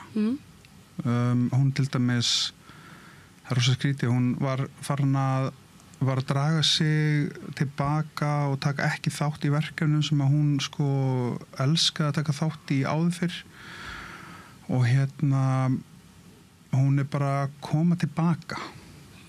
Ég hljóma svolítið skringilega, þetta er svo stuttur tími en allt í henni er hún tilbúin að takast á við verkefni sem hún algjörlega hafnaði bara fyrir vetur sko. Þannig að það er mjög gaman að sjá það. Þú hefur verið svolítið svona harðorður í garð bara yfirvalda reynlega, skólayfirvalda og þetta svona ákveðna úrræðaleysi sem virðist blasa við þegar börn eru í vanda. Já, það bara mætir þeim ekki neitt fyrir ekki að grípið fram mig. Já, nei, bara ekki svo vel. Það bara mætir þeim rosalega lítið og eiginlega ekki neitt. Og ég var fyrir gríðarlegum vonbrigðum bara þegar ég komst að því sjálfur að það var ekki þarna. Það er ekkert, við erum ekki með neitt sem að grípur eins og núna þessar aðstæður, það er ekki... Já, ég talaði þetta henni pallborun að vísi yfir nokkur dögum og það var sko, þú veist, það er ekki einu sinni sálfræði þjónusta fyrir börn sem eru búin að lenda í gríðarlegu áfalli og það er sko áföll fyrir börn, það þarf ekki mörg til þess að hafi alvarleg áhrif á þau til frambúðar. Þannig að sko, ég held að allar var ekki að það sko eftir því sem þau eru fleiri því alvarlegri geta afleiðingar fyrir þessi börn verið þegar þau voru orðin fullorðin sko, þegar þau voru orðin fullorðin. Já, og þú ert að tala þá börnin sem að verða fyrir þá eineltið og ofbeldi hálfu annara eða þau sem að beita ofbeldinu. Já, ég held að það er við líka sko. Það hefur verið svolítið svona leiðarstef í ákveðnum fjölmiðlum. Hvernig rættir þessi mál og einhvern veginn að manni finnst því grautað saman einhverju sem kallað útlendingavandamál og svo þessu vandamáli sem er náttúrulega bara samfélagslegt. Þetta eru bara börn með hegðunarvanda. Þú tjáði þig aðeins þetta, Óskar Steinn, og ég meina þú hefur mikla reynslu á því að vinna með krökkum úr svona æskulýðsstarfi. Hamarinn sem var og hét, þar komu mikið af ungmennum frá bara alls konar uppruna. En þú benti sérst á það að það væri ákveðin munur í því hvernig fjallað börn annars vegar þegar þau eru fædd og uppalin á Íslandi og svo þegar þau koma kannski eða hafa annan bakgrunn. Já, ég held að þetta sko einskorðist ekki endilega við þessa tilteknu umræðu en þetta birtist okkur svolítið í henni að það hafa náttúrulega, kannski ákveðni fjölmiðlar svolítið viljandi verið að svona leggja áherslu á það einhvern veginn að þarna eru börn af erlendum uppruna og frá kannski ákveðnum menningarheimum og eitthvað svona og þetta hefur náttúrulega svolítið æst upp í kommentarkerfunum og við eigum það svolítið til að vilja mála heiminn með svolítið svona breiðum strókum og vilja svona þú veist, einfalda hlutina og þarna er svolítið auðvelt kannski að detti þá gryfju að ætla að afgreiða þetta með einhverjum svona hugmyndum að þessi tilteknu börn séu af einhverjum ólíkum menningarheimi komi úr einhverjum, þú veist, öðrum heimsluta sem eru önnur gildi og þau sko þess vegna séu þau að beita ofbeldi og séu, þú veist og að þau, þú veist, erfitt með að aðlagast og eitthvað svona En svo einhvern veginn eigum við miklu auðveldara með að setja okkur í spor og finna svona harminn í því þegar að er að ræða, þú veist, okkar eigin börn, skilur hérna, þú veist, innfædd börn sem að, þú veist, lít út eins og okkar og svona. Þannig að mér fannst þetta svolítið birtast í sem sagt, þessari umfjöllun sem búin að vera hérna, og það sem að einhvern veginn menn hafa verið að velta sér upp úr uppruna þessara barna og svo umfjöllunarinnar núna í vikunni hérna, það sem að móðir var að segja frá raunum hérna, sinnar fjölskyldu og sinnar dóttur og hérna og mér finnst þetta bara endurspegla, svolítið svona skakt kannski. Sú stúlka var úr Garðabænum og hérna og svona leiddist út í slæmafélagskapi eða einhvers konar fór að sýna einhverja áhættu hegðun svona þegar hún fór í verkfall. Þetta var fréttir sem að voru fluttar hérna bara síðustu helgi. Já. Þetta var svona, þetta var áhugaverður munur. Þetta var svolítið svona, en það er samt einhvern veginn, sko í báðum frásögnunum þá mjög augljóst að við erum ekki að horfast í augu við að þetta eru bara börn í einhvers konar vanda hvort að vandinn sé foreldravandi eða hvort að sé bara eitthvað annað sem spilar inn í, heldur erum við einhvern veginn svona að finna eitthvað svona sögudólk, þú veist, við fyrir aldrei í grunninn, það er hérna, þú veist, verkalýðshreyfingin, verkfall kennara og svo hérna, þú veist, það bara ólíkir menningarheimar en Þórhildur, þú náttúrulega vinnur mjög mikið og náum með börnum sem að koma allstaðar og eru með svona ólíkan vanda sem barnasálfræðingur og hérna skiptir einhverju máli í rauninni hvaðan börn koma ef að vandamálið til staðar, ég meina ef þau eru farin að þróa með sig einhverju áhættu hegðun. Sko varðandi þá þjónustu sem börn fá þá myndi ég segja að eftir minni bestu vitund og ég get náttúrulega aðeins tala bara út frá mínu starfi þar sem ég starfa en minni bestu vitund þá fá þau þá þjónustu sem íslensk börn fá líka en það samt kannski ákveðin munur og ég var að ræða þetta við hann Óskar Stein líka en aðeins áður við byrjum það svona ákveðin munur í hvers konar þjónustu sóst eftir og þá ég að meina sko ekki endilega til dæmis með vísallum til okkar svo kannski munur á hvað þjónustu fjölskyldan hefur áhuga á að þiggja eða eftirfylgni að þjónustunni eða hvað börnin hafa áhuga á að þiggja líka, það skiptir miklu máli en þeim öllum boðin sama þjónustan hvort sem að munurinn menningarlegur eða þau eru með aðlaga sig eða hvað það nú þá það samt sem áður eitthvað sem þarf líka að tala að því ef það vandinn að það eitthvað menningamunur eða eitthvað aðlögunarvandi sem að valda því að þessi börn eiga í aukinni áhættu á að lenda í hegðunarvanda eða fara sína hegðunarvanda þá það eitthvað sem þarf náttúrulega að ræða líka bara þá eru strax komið með ákveðin þátt sem valdandi þess að þau eru útsettari fyrir því að fara ákveðin farveg sem önnur börn gera ekki en varðandi þá þjónustu sem börn fá þá hugsa ég sé ekki mikill munur á hvort sé innflytjandi eða íslensbarn þeim vísa sama veginn í raun og veru. En það vantar ýmislegt upp á þjónustustigið og svona þjónustun og ég meina það bara, við vitum það eru litli fjármunir og einhvern veginn að móða, það ekki mikið í boði fyrir fólk svo sem. Nei og það er kannski freka vandamáli eins og þú myndist á áðan, það kannski, þetta kerfislægari vandi en að það sé hægt að setja bara beint á, innflytjandi að þau fá minna en barn í Garðabænum. Það fer náttúrulega líka svolítið eftir hver hefur frumkvæðið að því að hafa samband við fjölmiðla og ræða barnið sitt og koma sér þangað og ég ekki pun intended heldur meira að því vorum að tala hérna þessa fréttu í Morgunblaðinu en líka að það erfitt að komast að fá þjónustu til dæmis á heilsugæslunni eða það eru bara langir biðlistar og úrræðin eru því miður ekki það mörg og það ekki hlaupið andlaði að komast í þau úrræði sem eru til staðar nú þegar. Þannig að það eru mörg börn að bíða mjög lengi að fá aðstoð og á meðan þau bíða þá kannski ekki mikið gert og þá verður vandinn verri.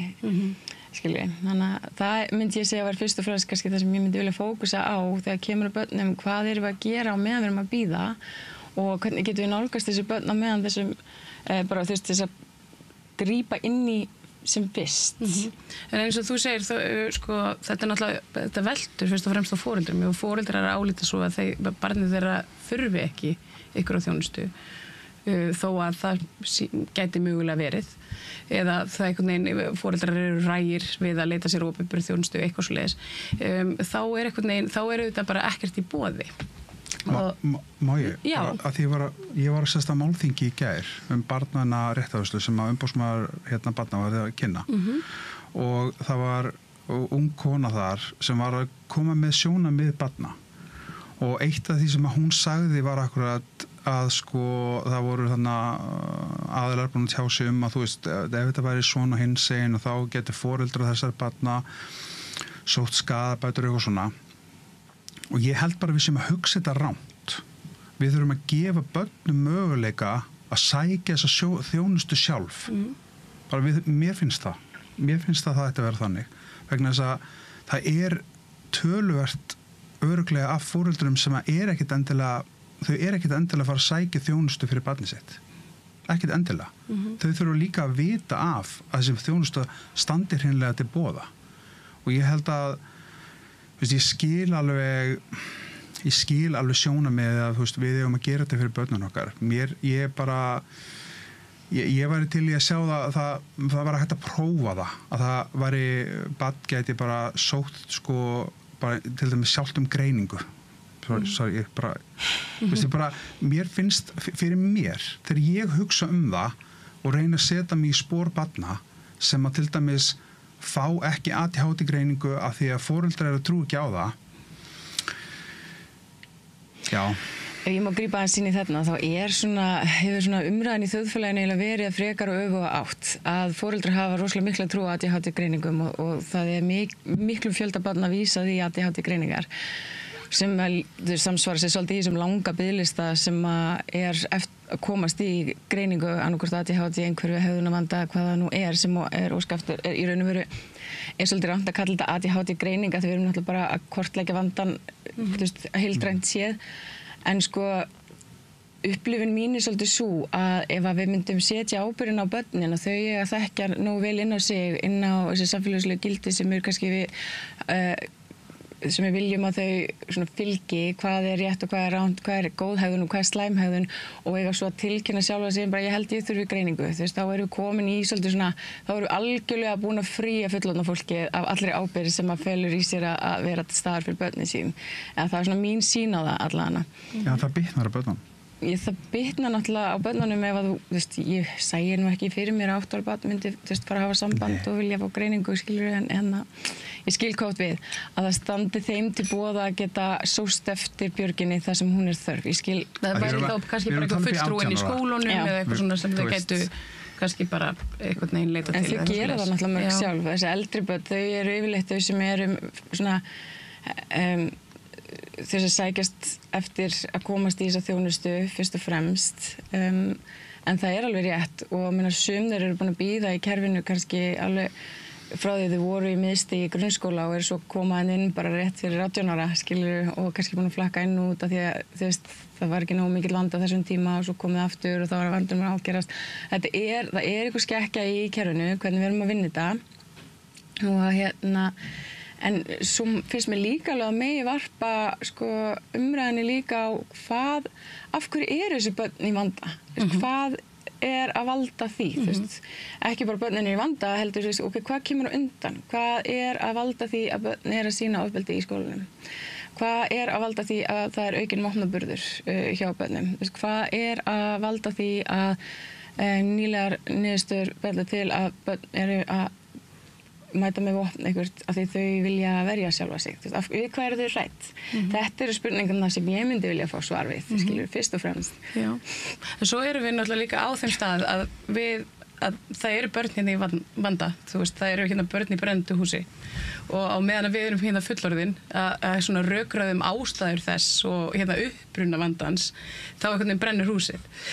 Þannig að það er einhvern veginn í staðan fyrir að fara og ná krökkunum út og þá kannski velta fyrir okkur svo, þú veist, í eftirleiknum, þú veist, hvernig við gætum gert samfélagi betra, sko, vitandi það sem við vitum.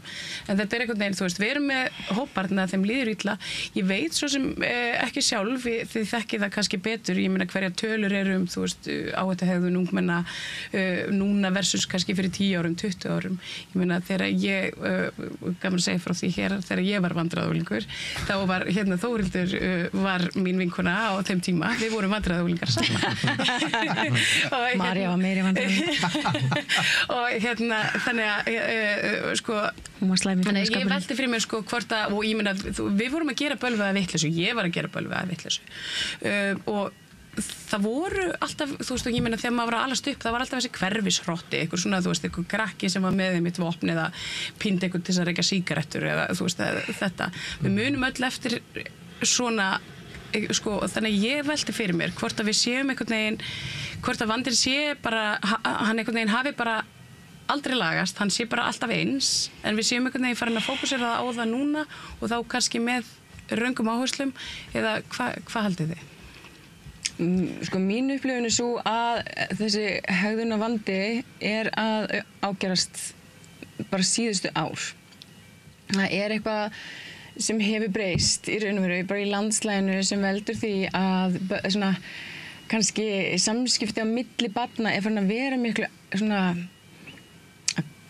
aggressívar, eitthvað meira svona aggressív heldur en það var áður, þú veist, það kom meiri svona heift í samskiptin, þú veist, ég man þegar við vorum unglingar, þú veist, jú, það var náttúrulega, það hefur bara alltaf verið til eitthvað svona vandræðagemsar og krakkar lenda í slagsmálum og svo framvegis, en nú líka kannski með tilkomi samfélagsmiðla og einhvern veginn öðruvísi landslag í bara Reykjavík, þá hefur einhvern veginn komið meiri svona þungi og alvarleiki í þennan hegðunarvanda. Það er mitt svona mín upplifun bara út frá mínu starfi. Við erum að sjá til dæmis það er verið einhvers konar slagsmál og það er verið að setja það á samfélagsmiðla, skilur við. Hópast saman á einhverjum ákveðnum stöðum og taka einhverja sérstaka fyrir og þú veist, og þá er verið að elta ekki bara, þú veist, innan hverfisins heldur líka á samfélagsmiðlum og þú veist, og svo ertu eltur upp í hverfinu og fundið og skilur við. Þannig að það er einmitt bara svona samfélagsgerðin, einhvern veginn hún hefur svona magnað svo litið upp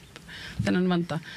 En hvað getum við gert til þess að börnum líði betur, bara hreinlega? Ég meina, við hljótum að geta, þú veist, við erum fullorðin, við erum samfélagi og það er eiginlega okkar skylda að hér líði öllum börnum vel. Hvað er til ráða? Já, sko ég held að ég er sammála, sko, ég held að það sé alveg svona á hreinu að þetta að þessi vandi hafi aukist, börn er að sýna ofbeldishegðun, sífellt yngri börn, og þetta er svo rosalega einhvern veginn margþætt, sko, og ef maður vissi svarið við þessu, sko, að þá en ég held að, sko, hluta af þessu er það hvernig samskipti eru bara á heimilinu, og ég held að allir foreldrar þyrftu að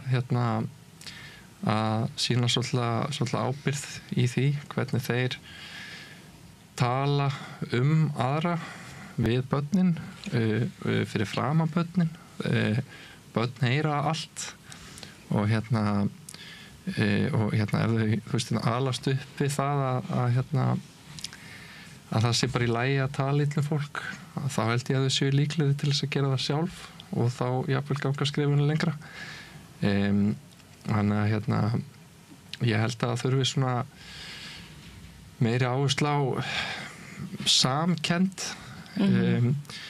og þú veist, og maður einhvern veginn sér, sko, þessi myndbönd sem er verið að dreifa og börn, sko, horfa á þetta og virðast ekki einhvern veginn upplifa neina tilfinningar, sko, eða þú veist, það einhvern veginn, það er svolítið svona óveikjandi, finnst mér, að þú veist, erum við að ala upp bara kynslóð sem er bara einhvern veginn aftengd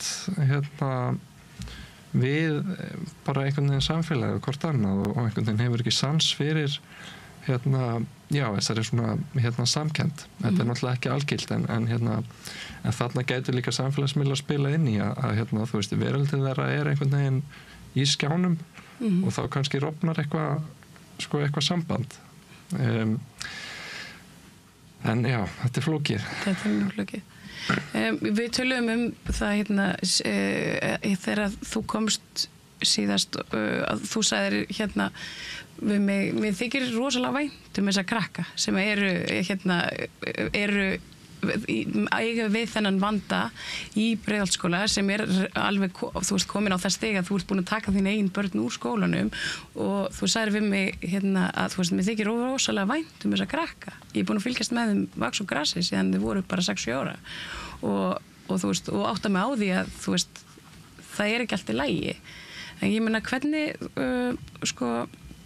ég bara svona hvernig finnst þér umræðan einhvern veginn, þú veist, út frá ég meina, frá því að þú stígur fram í fyrsta sinn og svona, hvernig finnst þér hún hafa þróast, finnst þér hún hafa farið í rétta átt eða eru við einhvern veginn að einblína á einhverju aukaatriði þegar, eins og ég segi, þegar húsið að brenna?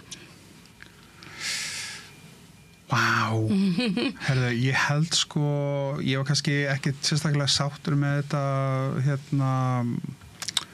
útlendingahliðarspor. Nei. Mér fannst það vera í raun og veru óþarfi. Mér fannst þú einmitt vera mjög skýr með það hér í viðtali við mig að þú veist að það væri ekki það sem að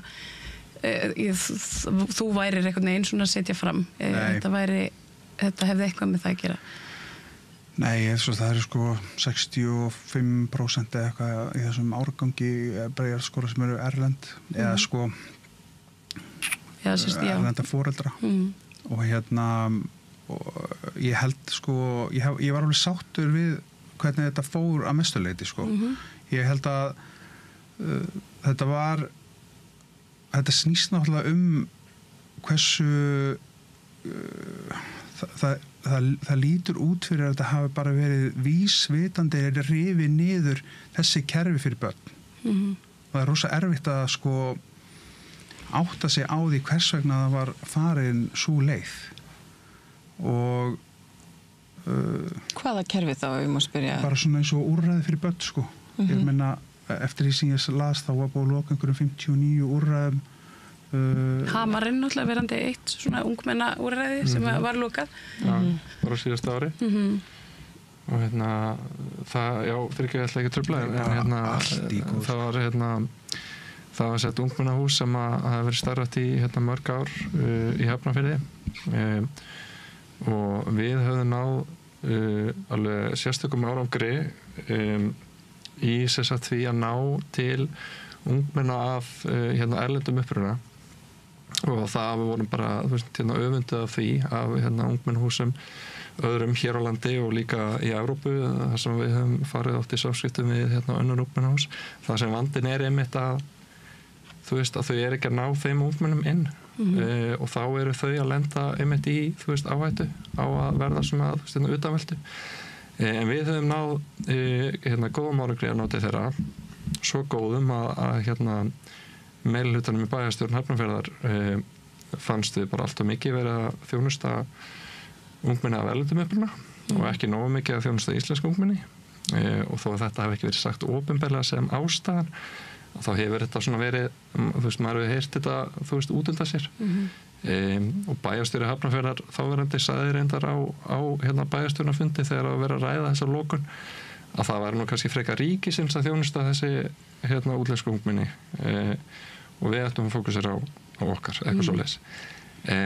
Þannig að það að loka ungmennahúsi bara í fyrra í þessu umhverfi sem við erum að tala um hér það er náttúrulega galið. Akkurat. Já,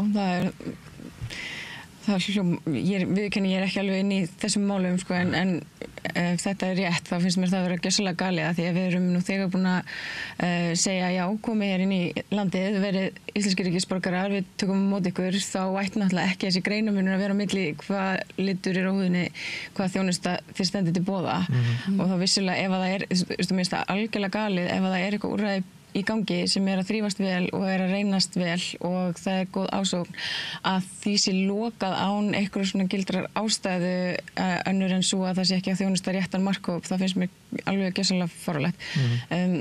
Það er nefnilega málið, sko. Þetta fer alltaf út í einhverju svona pólitík og ég held að það sé kannski svona mörguleiti vandinn sem við stöndum framfyrir. Þetta við einhvern veginn, okkur búið að takast að gera bara vanlíðan barna að einhverju pólitísku bitbeini sem náttúrulega bara inngildingu barnaverlundum uppruna og eitthvað svona, þú veist, ég meina okkur á í rauninni, við eigum öll að vera sammála það bara hreinlega að það sé mikilvægt að börnum líði vel í samfélaginu. Það er bara svona, ætti að vera bara okkar grunnstef. Ég held að við séum öll sammála það og ég held að langi öllum að börnunum okkar líði vel og það er kannski ástæðan fyrir því að þetta er búið að vera svo mikið umræðinu undanfarið. Hins vegar ég búin að velta þessu svolítið fyrir mér og sérstaklega áður en ég komin í dag að því var að velta fyrir mér svona hvað útgangspunktur þið á þessu hérna. Og bara raun og verið búin að velta málunum svona svolítið fyrir mig líka. Nú erum við komið með, þú veist, eins og í umfjöllunum mál dóttur þinnar, þú veist, þá kemur eitthvað svona ákveðin útlendingavingill á það og svo kemur frá þér svona umræða að kannski fái íslensk börn meiri athygli þegar kemur að líðan og hegðun umfram þau sem að börn innflytjenda fá. En erum við kannski fókusa á, eins og þú segir, þú veist, húsið það logar í húsinu, börnin að inni og við erum meira bara svona, nei, það er kveikt í þessum gluggan, ekki þessum. Við þurfum að nota hérna þessa slöngan, ekki þessa. Þú veist, málið það við þurfum að vinna út hvernig slökkum við þetta hús, þennan eld og björgum þessum börnum. En fyrst þurfum við að vita hvar eru börnin, þú veist, hvar eru þessi krakkar og hvað að valda því að þú veist, það er vandi til staðar. Við þurfum að ráðast á rót vandans.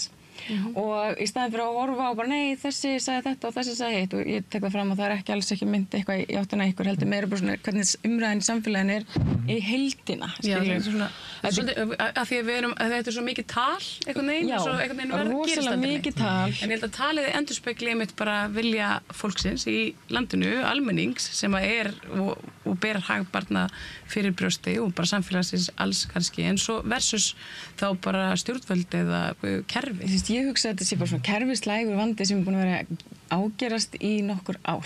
Þú veist, þetta er ekki eitthvað eitt sem er að valda því að börnum líður verð. Þú veist, við erum að tala um að Reykjavík er að stækka. Svona umhverfi í Reykjavík er að breytast aðeins. Foreldrar eru uppteknar en þeir voru áður. Það er meira álag á fjölskyldanum og það er kannski þar alveg líka meiri þreyta, minni eftirfylgni með börnum.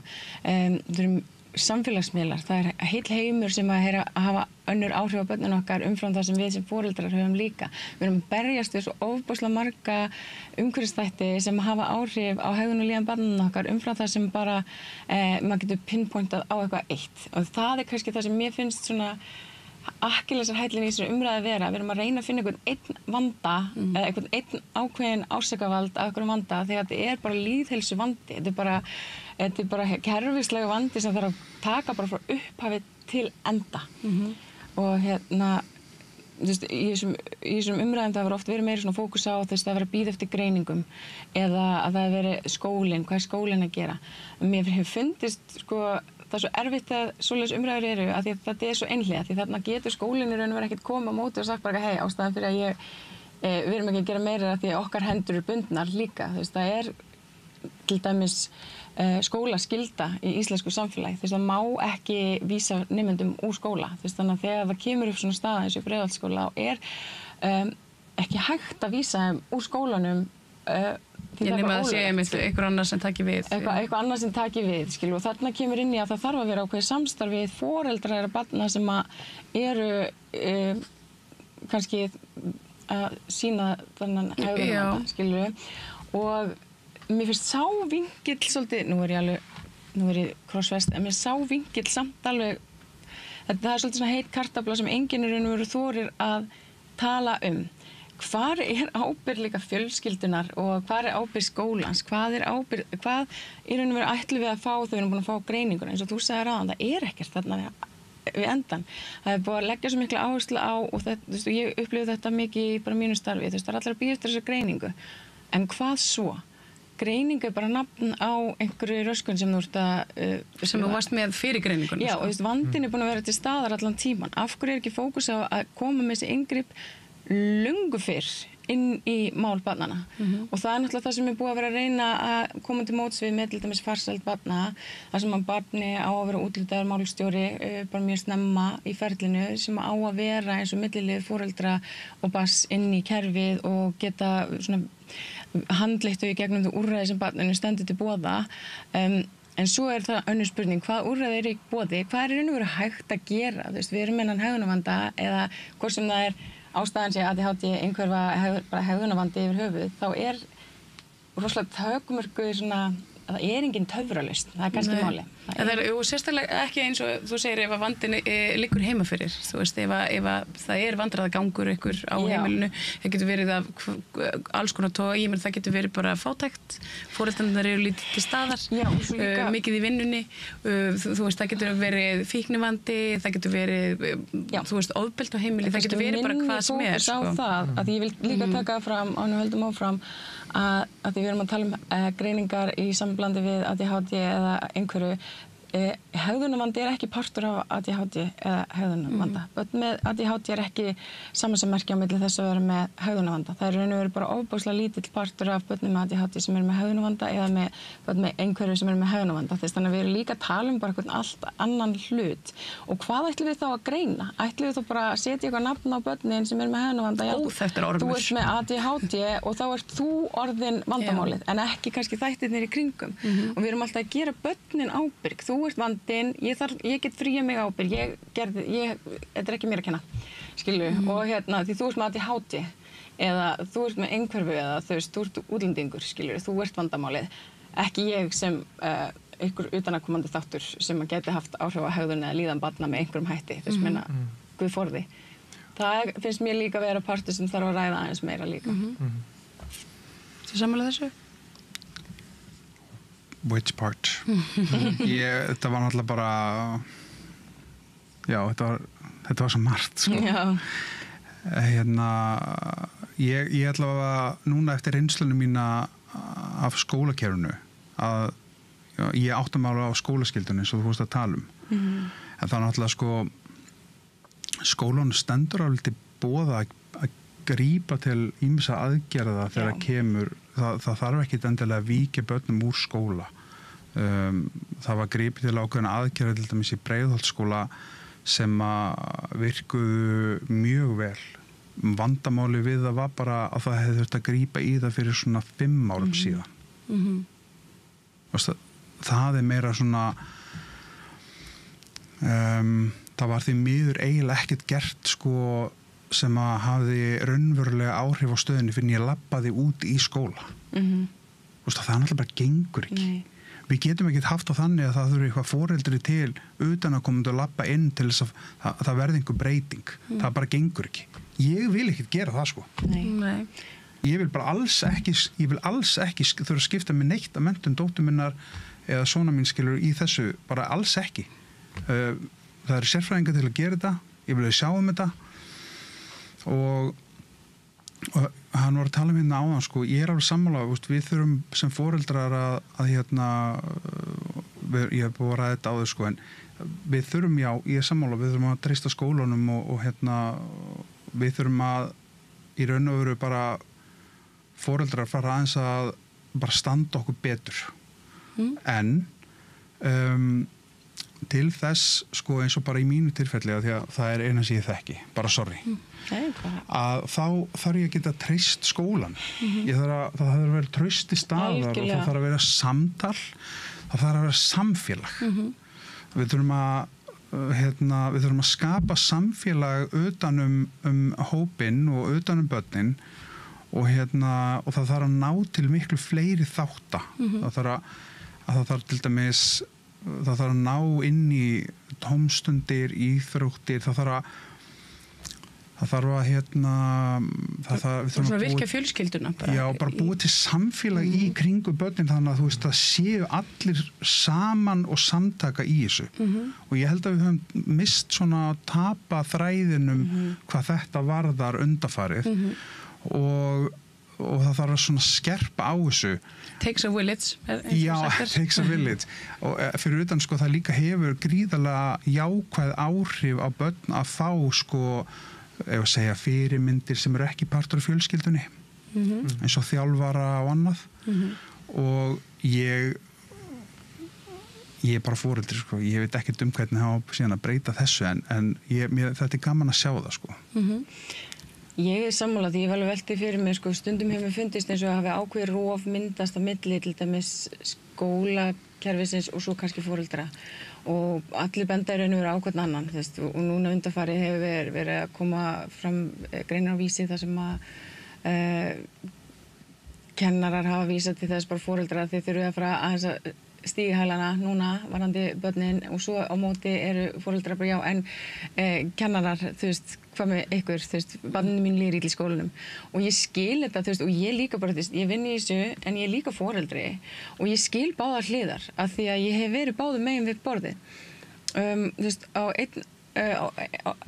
einum fætinum þá vilja við líka tökum bara smá ábyrgð á okkur menna ég held að mesti vandinn er sá og það sem ég upplifu svolítið í mínu starfi er þegar foreldrar hafa reynt að taka á málunum ef það barnið er lagt í einelti og það er að reyna að taka á málunum að ræða við hina foreldrarna og það kemur andstæða þar nei, bara barnið mitt gerir þetta ekki þetta er stundum viðmót sem getur verið óbúslega erfitt og það er kannski það sem við þurfum að horfa á stígu það er engin skömm fólkin í því að barnið þetta er að sýna einhvers konar hegðun sem er að valda öðrum erfiðleikum og það er fyrsta skrefið að taka smá ábyrgð að geta tekið ábyrgð á sínu eigin barni og það hefur ekkert með þig sem foreldri að segja og ef eitthvað þá bara byrja miklu meiri virðingu fyrir þér ef þú ert bara, já, hörðu, bara við tökum á þessu saman, skilur við bara, því að barnið sem er að sýna erfiða hegðun, það er barnið sem líður líka ógeðslega illa, það er enginn, bara barnið að fullorðin sem sýnir erfiða hegðun og líður ógeðslega vel það er enginn ógeðslega hamingjusamur og mætur og ákveður bara, ég ætla núna að leggja því einelti og segja ógeðslega ljóta hluti við þig það bara gengur ekki upp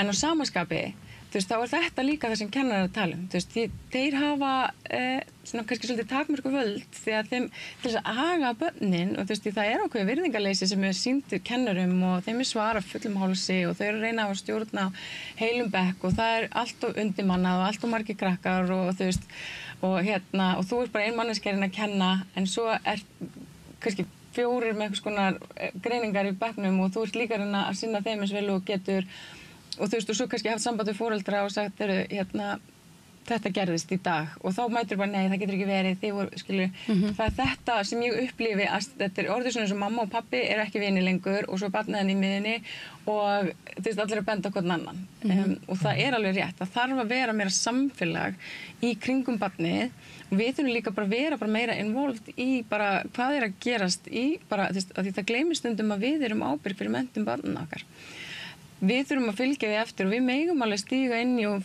vita hvað er gangi í skólanum, hvernig er hegðunin, hvernig er líðanin, hvernig er samskiptin, hvernig stendur hann í starffræði, á hvað blaðsíður hann, skilur, bara maður þarf að fylgja þessu eftir og skapa þetta samtal milli skóla og heimilis. En hvernig getum við fengið, hvernig getum við kannski þetta bara svona búið til þessi tæki fyrir foreldra? Ég meina það er kannski ekki allir sem átt að sjá þessu sem þú ert að segja. Ég meina að þeir þurfi einhvern veginn að standa svolítið í lappirnar gagnvart því sem gerist í skólanum og vera svolítið inn í öllu, vera í samskiptum við nærumhverfi barnanna sinna og allt það. Hvernig vekjum við fólk til vitundar akkurat þetta? Og ég bara eiginlega veit ekki það er kannski ykkur aðri sem geta svarað því ég held að sko kannski þeir sem að ég held að veri sterkt sko að fá eins og til dæmis í skólunum að skólastjórnir séu sko svolítið leiðtogar umhverfisins að að fá með sér sko þjálfara, kennara í tómstundum og það sé svona að byrja þar. Ég held að það væri og félagsmiðstöðar, ég til dæmis veit að mér finnst það miskosti til dæmis í Reykjavík er allt og lítill tími fyrir miðstig í félagsmiðstöðum. Ég held sé 90 mínútur á viku. Oft fá þau ekki eins og pláss því það er ekki nóg mannað. Já, það bara er ekki nóg sko. Þetta er bara svona þetta er svona þáttur sem að við verðum að styrkja sko. Það er bara þetta er einmitt, þetta er bara velferðarmál. Já. Algjörlega og að því við erum að tala þetta sko, þá náttúrulega þá hefur sko þáttaka til dæmis bara í foreldrafélögum hefur minnkað og það náttúrulega hluti af þessu að svona, þú veist, að búa til þetta samfélag, að vera í samskiptum við aðra foreldra, vera í samskiptum við skólan og svona þannig að vonandi fer þátt ekki foreldrafélögum að komast í tísku aftur en að því hún nefndir félagsmiðstöðunar þá sko finnst mér áhuga sko að því að sko nú verið að setja pening í að fjölga stöðugildum hjá lögreglunni um 50 Já. og það er alveg þú veist, ég meina þeim hefur ekki fjölgað í takt við fólksfjölda og svona og það er örugglega alveg komið tími til þess að fjölga í lögreglunni og samfélagslögreglan til dæmis er að gera góða hluti vona hún haldi áfram að setja eflast en þú veist, ímyndið ykkur hvað við getum gert sko fyrir þú veist, ef við myndum fjölga félagsráðgjöfum 50, þú veist, fjölga barnasálfræðingum inn í skólunum, þú veist, fjölga námsráðgjöfum, fjölga, þú veist, í félagsmiðstöðvum. Það er svona hríslaðist ykkur öll svona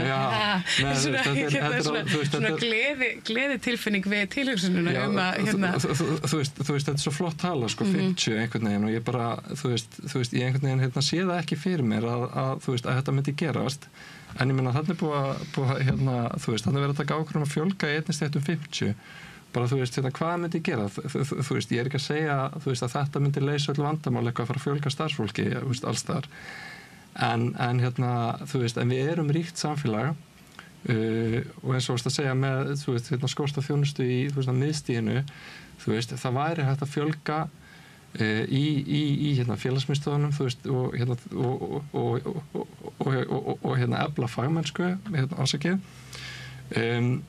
og það vantar líka svolítið tengingu á milli félagsmiðstöðuna og skólana þú veist, það vantar svolítið svona upplýsingaflæði þar á milli þannig að sko, þessir aðlar þurfa líka að vinna miklu betur saman að þú veist að tala um alla þessar aðlar sem þurfa að sko tala saman bara það að félagsmiðstöðuna myndi tala við þú veist, kennarana og Það fylgur að vera með á fundum og svoleiðis, sko, því það eru dýrmætar upplýsingar sem að félagsmiðstöðvarnar geta veitt, þú veist, hegðun og vinasambönd og svoleiðis sem kannski er ekki eins mikið, eins augljóst í skólanum, því það er náttúrulega bara í kennslustundum og svoleiðis og kennar ofta ekki út í frímínútum, þú veist, að fylgjast með öllum bönnunum, þau sjá þetta miklu skýrar í frístundu eða félagsmiðstöðvarnar.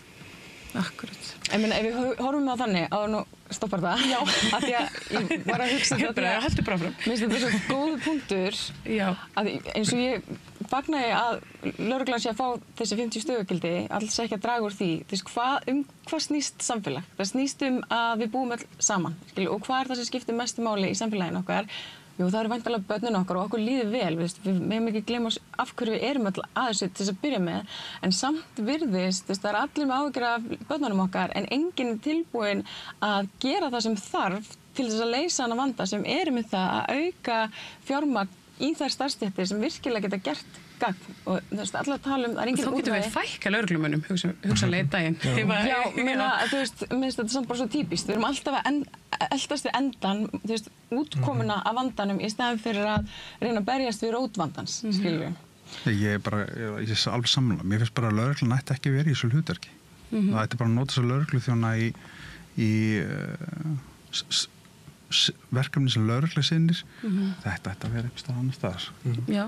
Það er bara, hér með er bara kallað eftir auknu fjármagni og já, svona að jafnt verði farið allar stéttir sem að snúa að samfélaginu og velferðinni.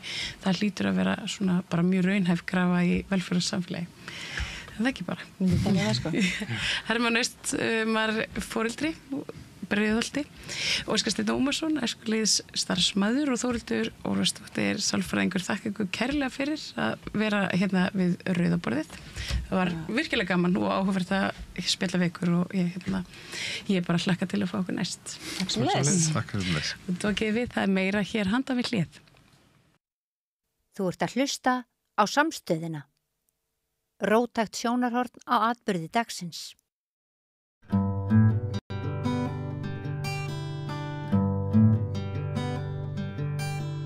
Við ætlum að enda rauðaborðið í kvöld á umfjöllunum músík, skapandi framtak. Nú gaman að segja frá því að ég skrapp í sund daginn og það var maður í pottinum sem að hélt því fram að á Laugaveginum væri spiluð live músík 3 klukkutíma á hverju einasta kvöldi í viku og þar kæmu aðalega ferðamenn og myndu hlusta á þetta og þetta væri einhverju bókabúð og ég sagði bara nei, þetta getur ekki passat. Þannig er enginn að spila músík 7 kvöld í viku alla mánuði ársins fyrir ferðamenn, það hefði kannski verið prófað fyrir einhverjum áratugum en við lifum ekki þannig samfélagi í dag.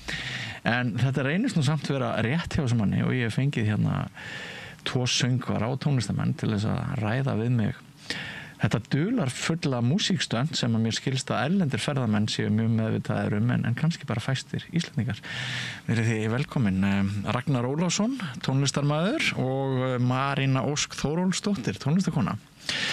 Fór ég rétt með? Er þetta staðreind? Og líka allir þetta að heyra hvernig þú uppgöta þetta því að þetta svolítið best varðveita lindamál Íslands í tónlistarbransunum en þetta ekkit lindamál út í heim að því að þú fer að TripAdvisor eða jafnvel TikTok þá mikið maður að mælt með að þú fer til Íslands að kíkja í The Bookstore eins og kvöldan á enskunni og þetta á hvað Laugavegi 18 í Húsi Máls og menningar hvert einasta kvöld frá 8 til 11 7 dagar alltaf í að verða 3. árið núna í röð 3. árið, það er það bil 1000 gig plus sem við búin að gera Vá, og þá er það spurningin af hverju er þetta leyndarmála meðal Íslendinga af hverju vissi ég vinn við að sko fá upplýsingar og ég kom að fjöllum Já, við höfum ekki svona þetta kvarta heldur sko þegar það er fullu kofin öll kvöld og þetta er ferðamenn og ferðamenn þeir mæta svo glaðir að þeir komin úr einhverju jöklaferði að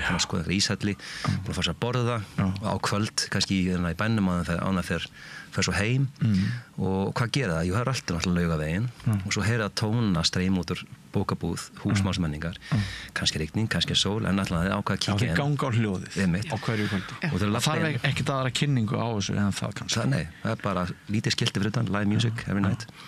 En eins og segið, svo ætlaði bara að spyrjast út þannig að við tökum eftir með hverju árið þannig að fólk mætt jafnvel áður byrjum að spila. Það er búin að heyra frá okkur eða lesa okkur það sá okkur á TikTok og ákveða að kíkja og að því að fólk mætur svo sátt bara Íslands senið bara og þannig að það var eitthvað svo þakklátt þannig að við erum með svona besta og þakkláttasta krát í heimi sem bara frá fyrsta lagi bara tekur allir sem spilum rosa vel sem skapar mjög jákvætt umhverfi fyrir listamanna því að þú veist það sjálfur að það er ekkert skemmtilega að spila fyrir fólk sem kann virkilega að meta það sem átti að gera og þannig byrjaði og svo bara yfir 3 tíma þá þróast þetta út í dans, samsöng og yfirleitt til kvöldsins og klikkar ekki þá eru bara 200 manns standandi í fætur að syngja með í öllu sem Hvernig músík eru það að spila, Marín Ósk? Sko, við höfum svona sett okkur þær vinnureglur þannig að allir geti verið með að við spilum í rauninni bara lög sem allir þekkja og þannig að við erum í rauninni tökulega hljómsveit og við höfum allt á ensku og það var líka bara skipunað ofan frá rekstrarstjórum en okkur finnst það eiginlega bara make a sense af því að við erum með svo alþjóðlegt krát sem er að hlusta á okkur og við viljum halda þeim og viljum að allir geti notið saman þannig að auðvitað þurfum við að spila allt eða spila músík sem allir þekkja og stundum fáum við alveg spurninguna getið ekki spilað eitthvað íslenskt og hvað gerir þið þá? Þá yfirleitt segjum við nei, kannski ekki í kvöld en þú veist, já, máli er náttúrulega bara leið og við spilum eitthvað íslenskt þá er risastór partur af krátinu sem að mun ekki þekkja lagið og það er svona, getur fallið beggja vegna sko. Hvaða aldurshóp eru það að tala við? Allan aldur, já. Við fengið niður í bara 6 mánuða upp í nýrætt sko. En eru flestir kannski 40, 50, 60? Ég er bara þessi ferðamann aldur, fólk sem hann hefur efnað að ferðast. Á hvaða aldri eru ferðamenn hérna? Ég myndi að megni er... Hvað ég var að segja, 25 til kannski 65 eitthvað svoleiðis. Það er svona præm ferðaaldurinn sko. Og svona ungir hópar, koma oft stóri hópar saman. Og hann að eldra fólk er svona, pör og vinahópur svona. Þannig að þetta eru svona coverlög. Já. Geturðu nefnt mér sem dæmi mögulegan lagalista í kvöld ef þú ert að fara að spila fyrstu 3 eða eitthvað svoleiðis? Sko við byrjum alltaf svona á kurteisari nótunum sko, svona rólega, byggjum upp. Þannig ef þetta væri mitt kvöld í kvöld þá myndi ég líklega að spyrja á einhver eins og Ain't No Sunshine. Já. Færa mig svo yfir í Son of a Preacher Man. Og svo jafnvel yfir í Time After Time. Já. Það er svo gott. Það er svo flott sko. Og svo svona, já, þú veist, þegar kannski svona hálftími liðin af gigginu eitthvað svo leiðis, að þá myndi maður að fara að telja eitthvað sem að fólk getur kannski að fara að syngja með í. Já. Have You Ever Seen the Rain? Þannig að þú byrja rólega. Já. Og svona, einmitt, byggjum aðeins upp, hitum okkur upp, hitum upp kráti, hitum upp staðinn. Og og svo svona förum við að svona fá þau til að vera með og þá einmitt Have You Ever Seen the Rain, eitthvað Queen-lag, Somebody to Love, eitthvað þannig, Hotel California virka nú ávallt og Sweet Child of Mine, það er eitthvað magic í því lagi, sko. Þannig að, já, það er svona, hvað ég var að segja, það væri svona ákveðin standard, en náttúrulega þegar við spilum svo mikið, þá reynum við þetta að breyta til, þannig að Og það að sleppa ykkur alveg í lokin með brjálað hús, bara alla dansandi upp á borðum? Já, ekki borðum, það náttúrulega má ekki. Það má ekki upp á borðum. Það má dansa alls staðar annars staðar. Já. Og það er líka gert. Já, og þetta er rýmið það sem er hægt að kaupa bækur í og eru bækur í eða eitthvað? Já, alltaf bókabúðin var lokað, það var svo breytt í bar og það er svona cirka 3 ár síðan.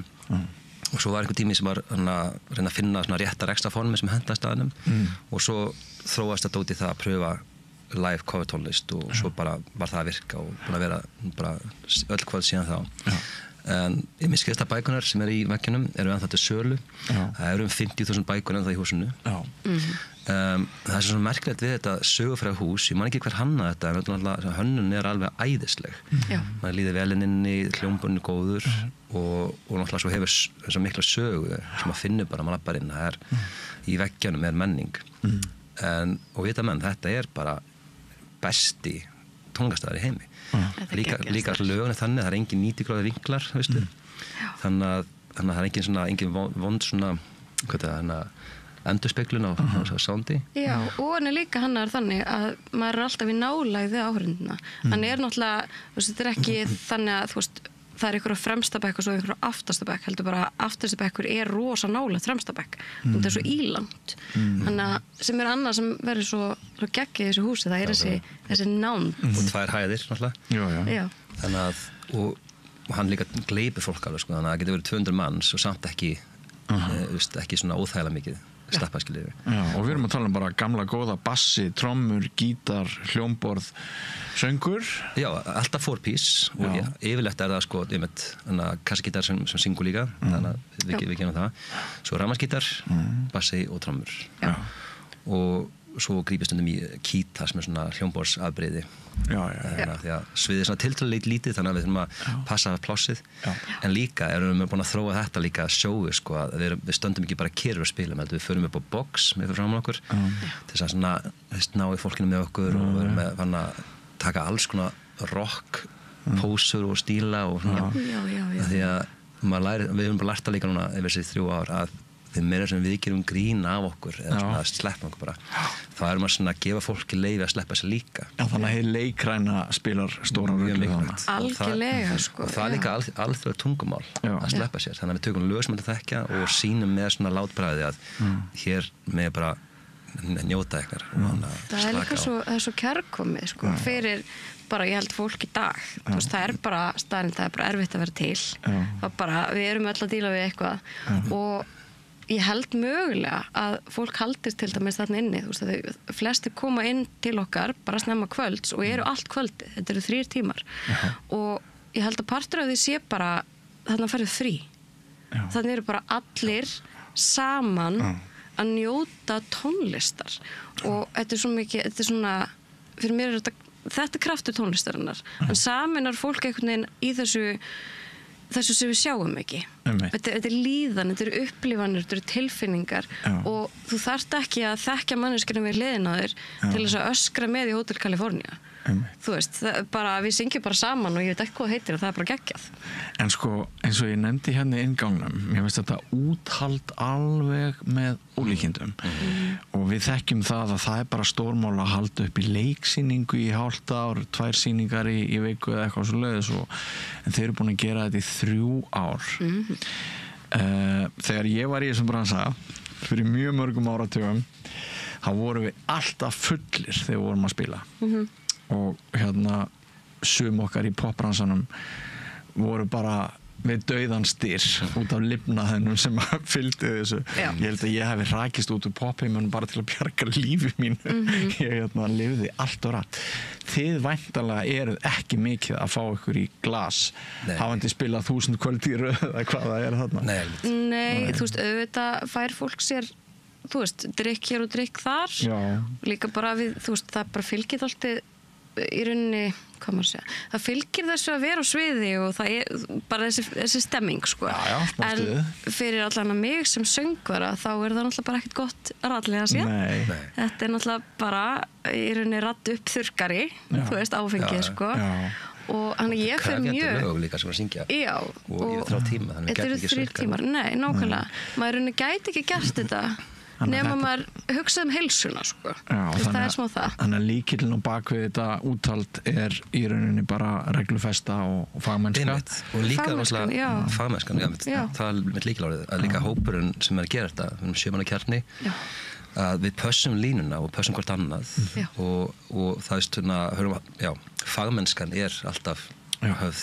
Hún skiptir eiginlega dálítið miklu máli að þessi ákveðin okkur finnst að það yfir ákveðin standard þannig að þú veist við sem hópur pössum dálítið upp á það og það einhvern veginn þú veist ef það kemur í vandamál þá bara dílum við það en við viljum bara passa að halda þessum standard sem að bústurband hefur sko og sem er alltaf bara búin að koma því við erum búin að spila saman hverju kvöldi í 3 ár En þessi stemning í hópnum náttúrulega líkinn því að við höfum ennst svo lengi og vorum ekki búin að fá leið þessu og vorum ekki þreytt En eru engin lög sem að þið bara ælið í hugan yfir því að vera að fá bara kvíliði bara kvíliði, það er svo mikið til og líkillinn er að þróa alltaf setlistan þannig að maður alltaf hverju vikur að pröfa ný lög og finna nýja gullmóna sem virka og þannig að yfir árið þá þróast setlistin Og getur allt gerst í flutningi lagana koma stundum óvænt sól og við auksambandi og nú ætlaði að brjóta þetta upp og þeir að lesa salin þannig að þarna er eitthvað rosa merkilegt að gerast með þess að sko þeim meira sem maður á tonnum og bregst við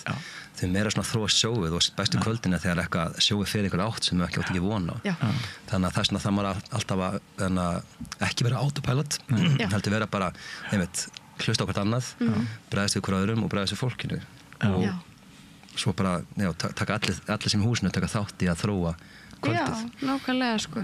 Það líka ákveðin kunst sko. Að því það líka ákveðin öryggi í, þú veist, þegar maður fer á svið og þú veist nákvæmlega útsetningun á laginu og þú veist hvað þú ætlar að standa og hvernig þú ætlar að syngja það. En ef þú skilur það eftir fyrir utan sviðið sem ég náttúrulega kem út jazzinum og þá það alltaf það sem þú þarft alltaf að gera þú mátt eiginlega ekki taka með þér á svið þetta er það sem við erum búin að ákveða svona verður þetta að því að tónlistin er svo lifandi hún getur farið hver sem og það getur orðið svo mikil svona músikalsk samtöl sem verða til á staðnum sem annars verða ekki til og það er líka partur af því að við getum gert þetta svona oft og það eru ákveðin lög sem við erum búin að spila ég er búin að spila í 2,5 ár ég er búin að vera í þessu bandi í 2,5 ár en það er bara því að þau eru ennþá lifandi það er ennþá nýjir hlutur að gerast við getum nálgast í nýju tempói eða byrjaðu öðruvísi eða settu annars þar í prógramið og náttúrulega hverju kvöldið er ekki sama fólki svo er það og það líka heldur manni rosa mikið á tánum því að 2 gítarleikar að spila sóló eða ekki einu sko Eru þið bæði með tónlistamenntun? Já, einhverju leyti ég er með menntun í jazzi sem ég segi, ég tók bachelornámi sko ég var ekki að fjá en ég var í námi hjá Kristjánu Stefáns hún var ráðið við skóla minn í Keflavík því að bara var engin rytmískur söngkennari þá og svo fór ég til Amsterdam og lærði bachelor í jazzsöng og endaði svo í mastersnámi í Stokkólmi þannig að ég er með master í Svíatengingin sko ég er með bara gráðu úr Götu Akademíni í Göteborg nei, bara mest sjálflærður lærði smá söng En þú lest nótur? Já, ég gerði það ef ég þarf þess. Og eru þið bæði með gott eyra, getið pikkað upp það sem þið heyrið? Já, eyrað er mikilvægast. Alltaf. Já. Það er ennþá það sem skiptir mestu máli. Já, það er mitt. Í raun sko, já. Ekkert mál að pizza tóntegundir, breyta, fara upp og niður? Nei. Og líka náttúrulega hópurinn, við náttúrulega erum með alveg sturlaða músikanta í þessum hópi og reynslubolta og það gefur okkur kleift að takast við öll lög sem til eru. Eitt sem er mjög vinsælt sem við tökum nánast hverju kvöldi er Bohemian Rhapsody. Með Queen, tökum allt lagið alveg eins og þið gera það. Hvað er það, 10-12 mínútur eða eitthvað? 7 hálf eitthvað svoleiðis, já. En það er náttúrulega heila ópera bara í smámynd og þú gerir það ekki nema að vera með topp fólk í hverju stöðu og gera þetta líka með að stöndum upp á kössanum og vera með læti sko.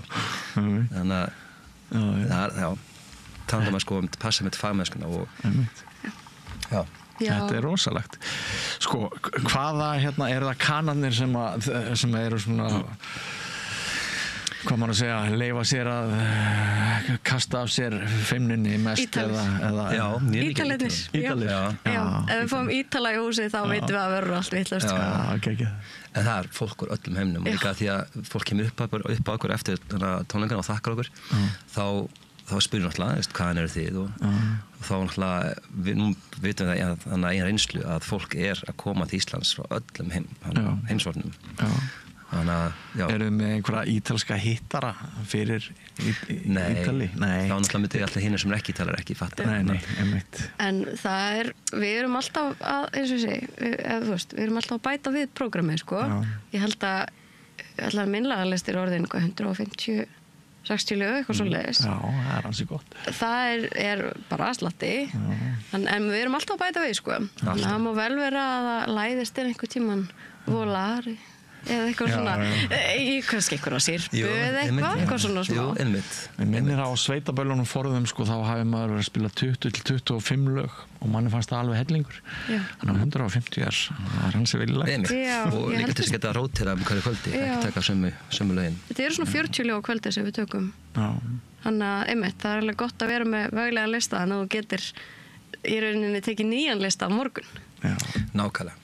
Og talandi um þakklæti, þá tökum við því að fólk er að koma aftur í okkur og sumt fólk fer ég að Skeljana þegar það kemur til Íslands og svo í sömu ferðina sér okkur spila og það fara að gerast ofta núna að við búðum að spila í brúðkaupi fólks sem kemur aftur til Íslands að giftast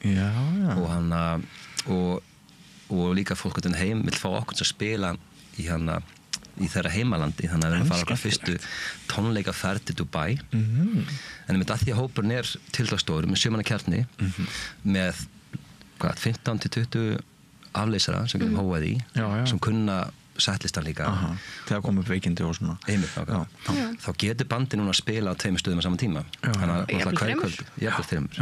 alltaf í mála menningu en líka tekið svona þessu enga gig og það var fyrst sinn mikið útlendingar sem kom aftur og fengi okkur í engapartí eða brúðkaup en núna smá saman eru svona íslensk fyrirtæki að fara að bjóða okkur að spila líka þannig að þau að spila í Laugardalshöll ekki?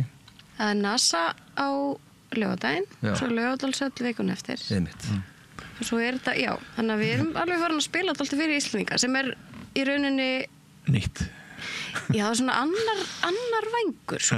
Önnur tegund að spilamennsku. Því þá þurfum við líka að náttúrulega taka inn íslensku lögin, sem við gerum ekki inn á málmenningu, sem ég stund bara æðislegt, mér stund mjög skemmtilegt. En það er líka bara eftir allt önnur gig. Inn á málmenningu erum við náttúrulega búin að byggja upp ákveðna rútínu, kannski ekki handrit, en svona, þetta er ákveð upplegg, við sem við vitum að virkar. En ballspilamennskan er aðeins öðruvísi. En hún er líka mjög skemmtileg. En hver oft spilið í mánuð? Þið eru svona söngvararnir og skiptist á að syngja, ekki satt? Ef við tökum 30 kvöld framöndan, ert þú þá bara að syngja 15 og þú 15 nema að koma upp veikindi? Svona aldrei minna en 10 myndi ég segja. 10 til, algengast er svona kannski 10 til 13 og svo eru við með aflýsingafólk sem hoppar inn. Hafið aldrei verið nálega til að ganga fram á ykkur? Er þetta ekki mikið? Það er bara að maður finnir það tekur maður hlýjan okkur dag. Þá gerir maður það og það er nógu fólki. Það eru frábært fólk með okkur. Og við þurfum líka, það er líka alveg, ef við tækjum alltaf bara 15 og 15, þú veist, þá værum við ekki með afleysingafólk sem að spila með okkur og væri í formi og væri heitt og væri, þú veist, gæti komið inn. Þannig að það líka skiptir máli að gefa þeim rými. Algjörlega. Og af því að kúnnarnir eru nánast allir erlendir ferðamenn, það er ástæðan fyrir því að við Íslendingar vitum sáralítið eða ekkert tilvist allra þessari gigga af því þið þurfið ekki að markaðsetja þetta innanlands fyrir okkur Íslendingar. Það er ekki þurft hingað til sko. En þannig að fólk nú svona vera að slæpast inn helgar og það er svona að fara að spöðast út meðal ákveðins hóps Íslendinga, þannig að föstu og lögadags sérstaklega, þá tökum við eftir því að það er fleiri Íslendingar í salnum. En líka okkur fannst kannski núna eftir 3 ár tímabært einmitt að landin viti á okkur. Þannig að þið hefði kostað að kíkja líka, það er mjög gaman hjá okkur. Ég býi 101, ég ætla að kíkja að bara melkina sko. Þetta er stór merkilegt fyrirbæri, bara þetta er úthaldið, ég skil þetta ekki, ég þarf að fá að vita hvað er það að gera. Ég var að heyra það. Til þess að kynna bandið, þá tókum við alltaf því að gefa út okkar fyrsta frumsamdalag sem heitir Two Friends. Er það að koma út núna? Já, það kom út á föstudaginn. Kom út á föstudaginn? Já. Hvað nálgast maður það? Spotify? Það kom Spotify, bara streymisveitum. Öllum helstu streymisveitum. Þannig að, já, bara eins og Balbund gerði í gamla daga. Og þetta, við viljum minna þetta sé geggja lag sem endurspeglar svolítið andan inn á staðnum, bara stuð og gleði. En er svo ekki líka rétt hjá mér að þið eru standið sjálf á einhverjum svona persónulegum tímamótum í útgáfu, er það ekki rétt? Jú, heldur betur sko.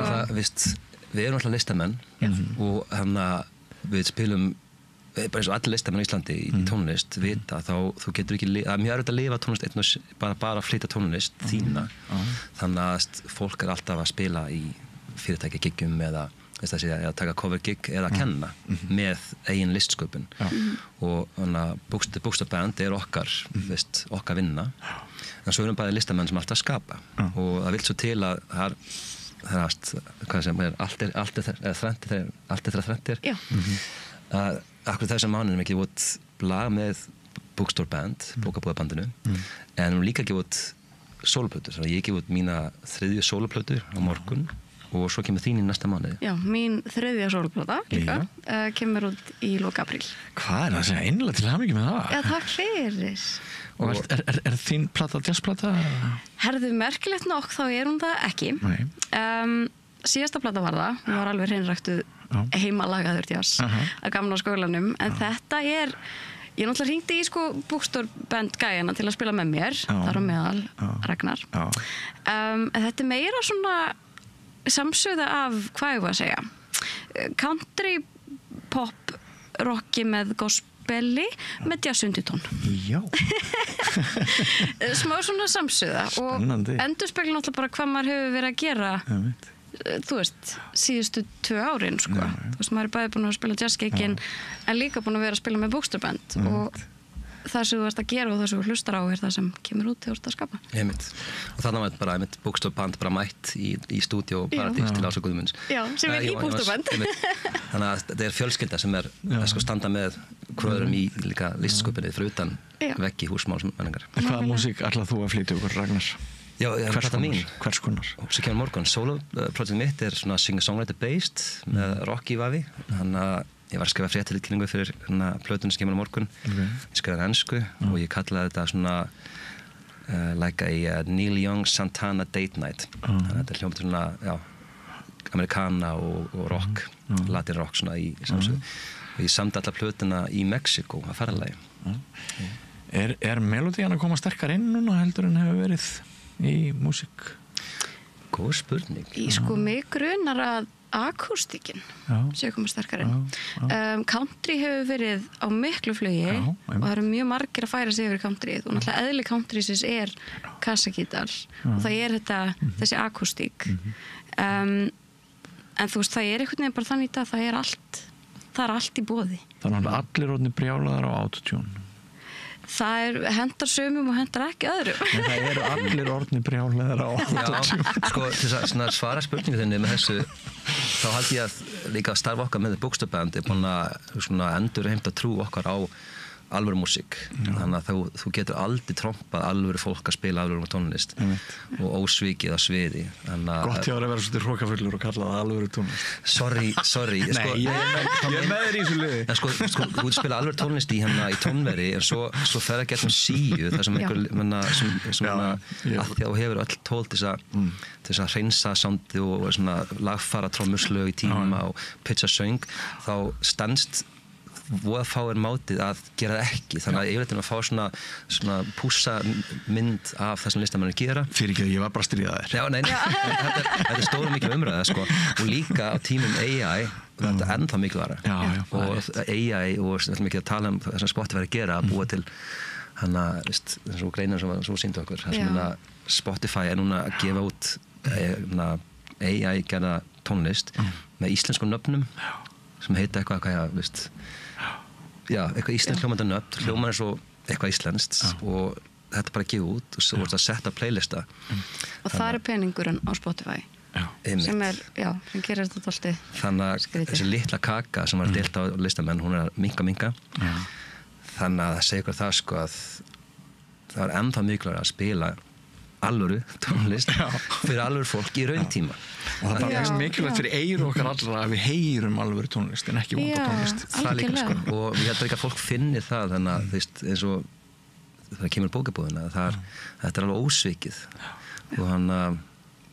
og það er bara ekki það sama þú færð ekki þess að sömu næringu úr músíkinni þegar hún er náttúrulega bara á streymisveitu að því að hún er á streymisveitu en það er líka bara eitthvað við að hlusta á lifandi músík að mæta á staðinn sem er heilandi og ég kalla bara músikalst vítamín þú fær bara næringu Ég dulbý mig kannski sem ítalskan ferðamann og kíkja á okkur helgina geta látið öllum ítlum látum Endilega velkomin og allir sem að horfa líka bara alltaf velkomin í bókabúðina Frítt inn alltaf Það er alltaf frítt inn Það er bara lapp inn og fókur sæti En magnað og merkilegt framtak og til hamingju með að halda því lifandi, gangandi í allan tíma og kannski bara rétt að byrja Ragnar Ólafsson, tónlistarmaður og Marína Ósk Þórólfsdóttir Þættinum er þá lokið hjá okkur Rauða borðið verður ekki lengra í kvöld og ekki lengra í þessari viku við verðum næst með dagskrá hér við Rauða borðið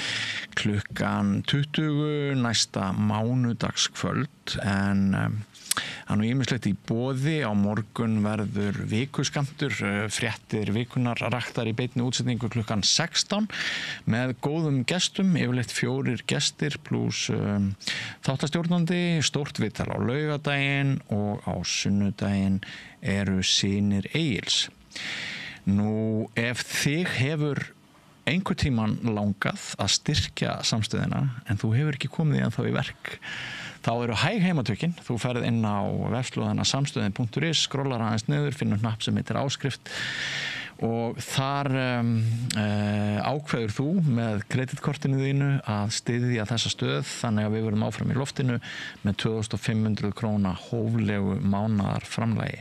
Bara skekkinni að þú hefur alltaf verið á leiðinni en hafir ekki komið þér að því. En ég heiti Björn Þorláksson, þættinum er lokið, verið sæl. Segðu það á Samstöðinni. Samstöðin er í eigu hlustenda, áhorfenda og lesenda. Sláist í hópinn og gerist áskrifendur.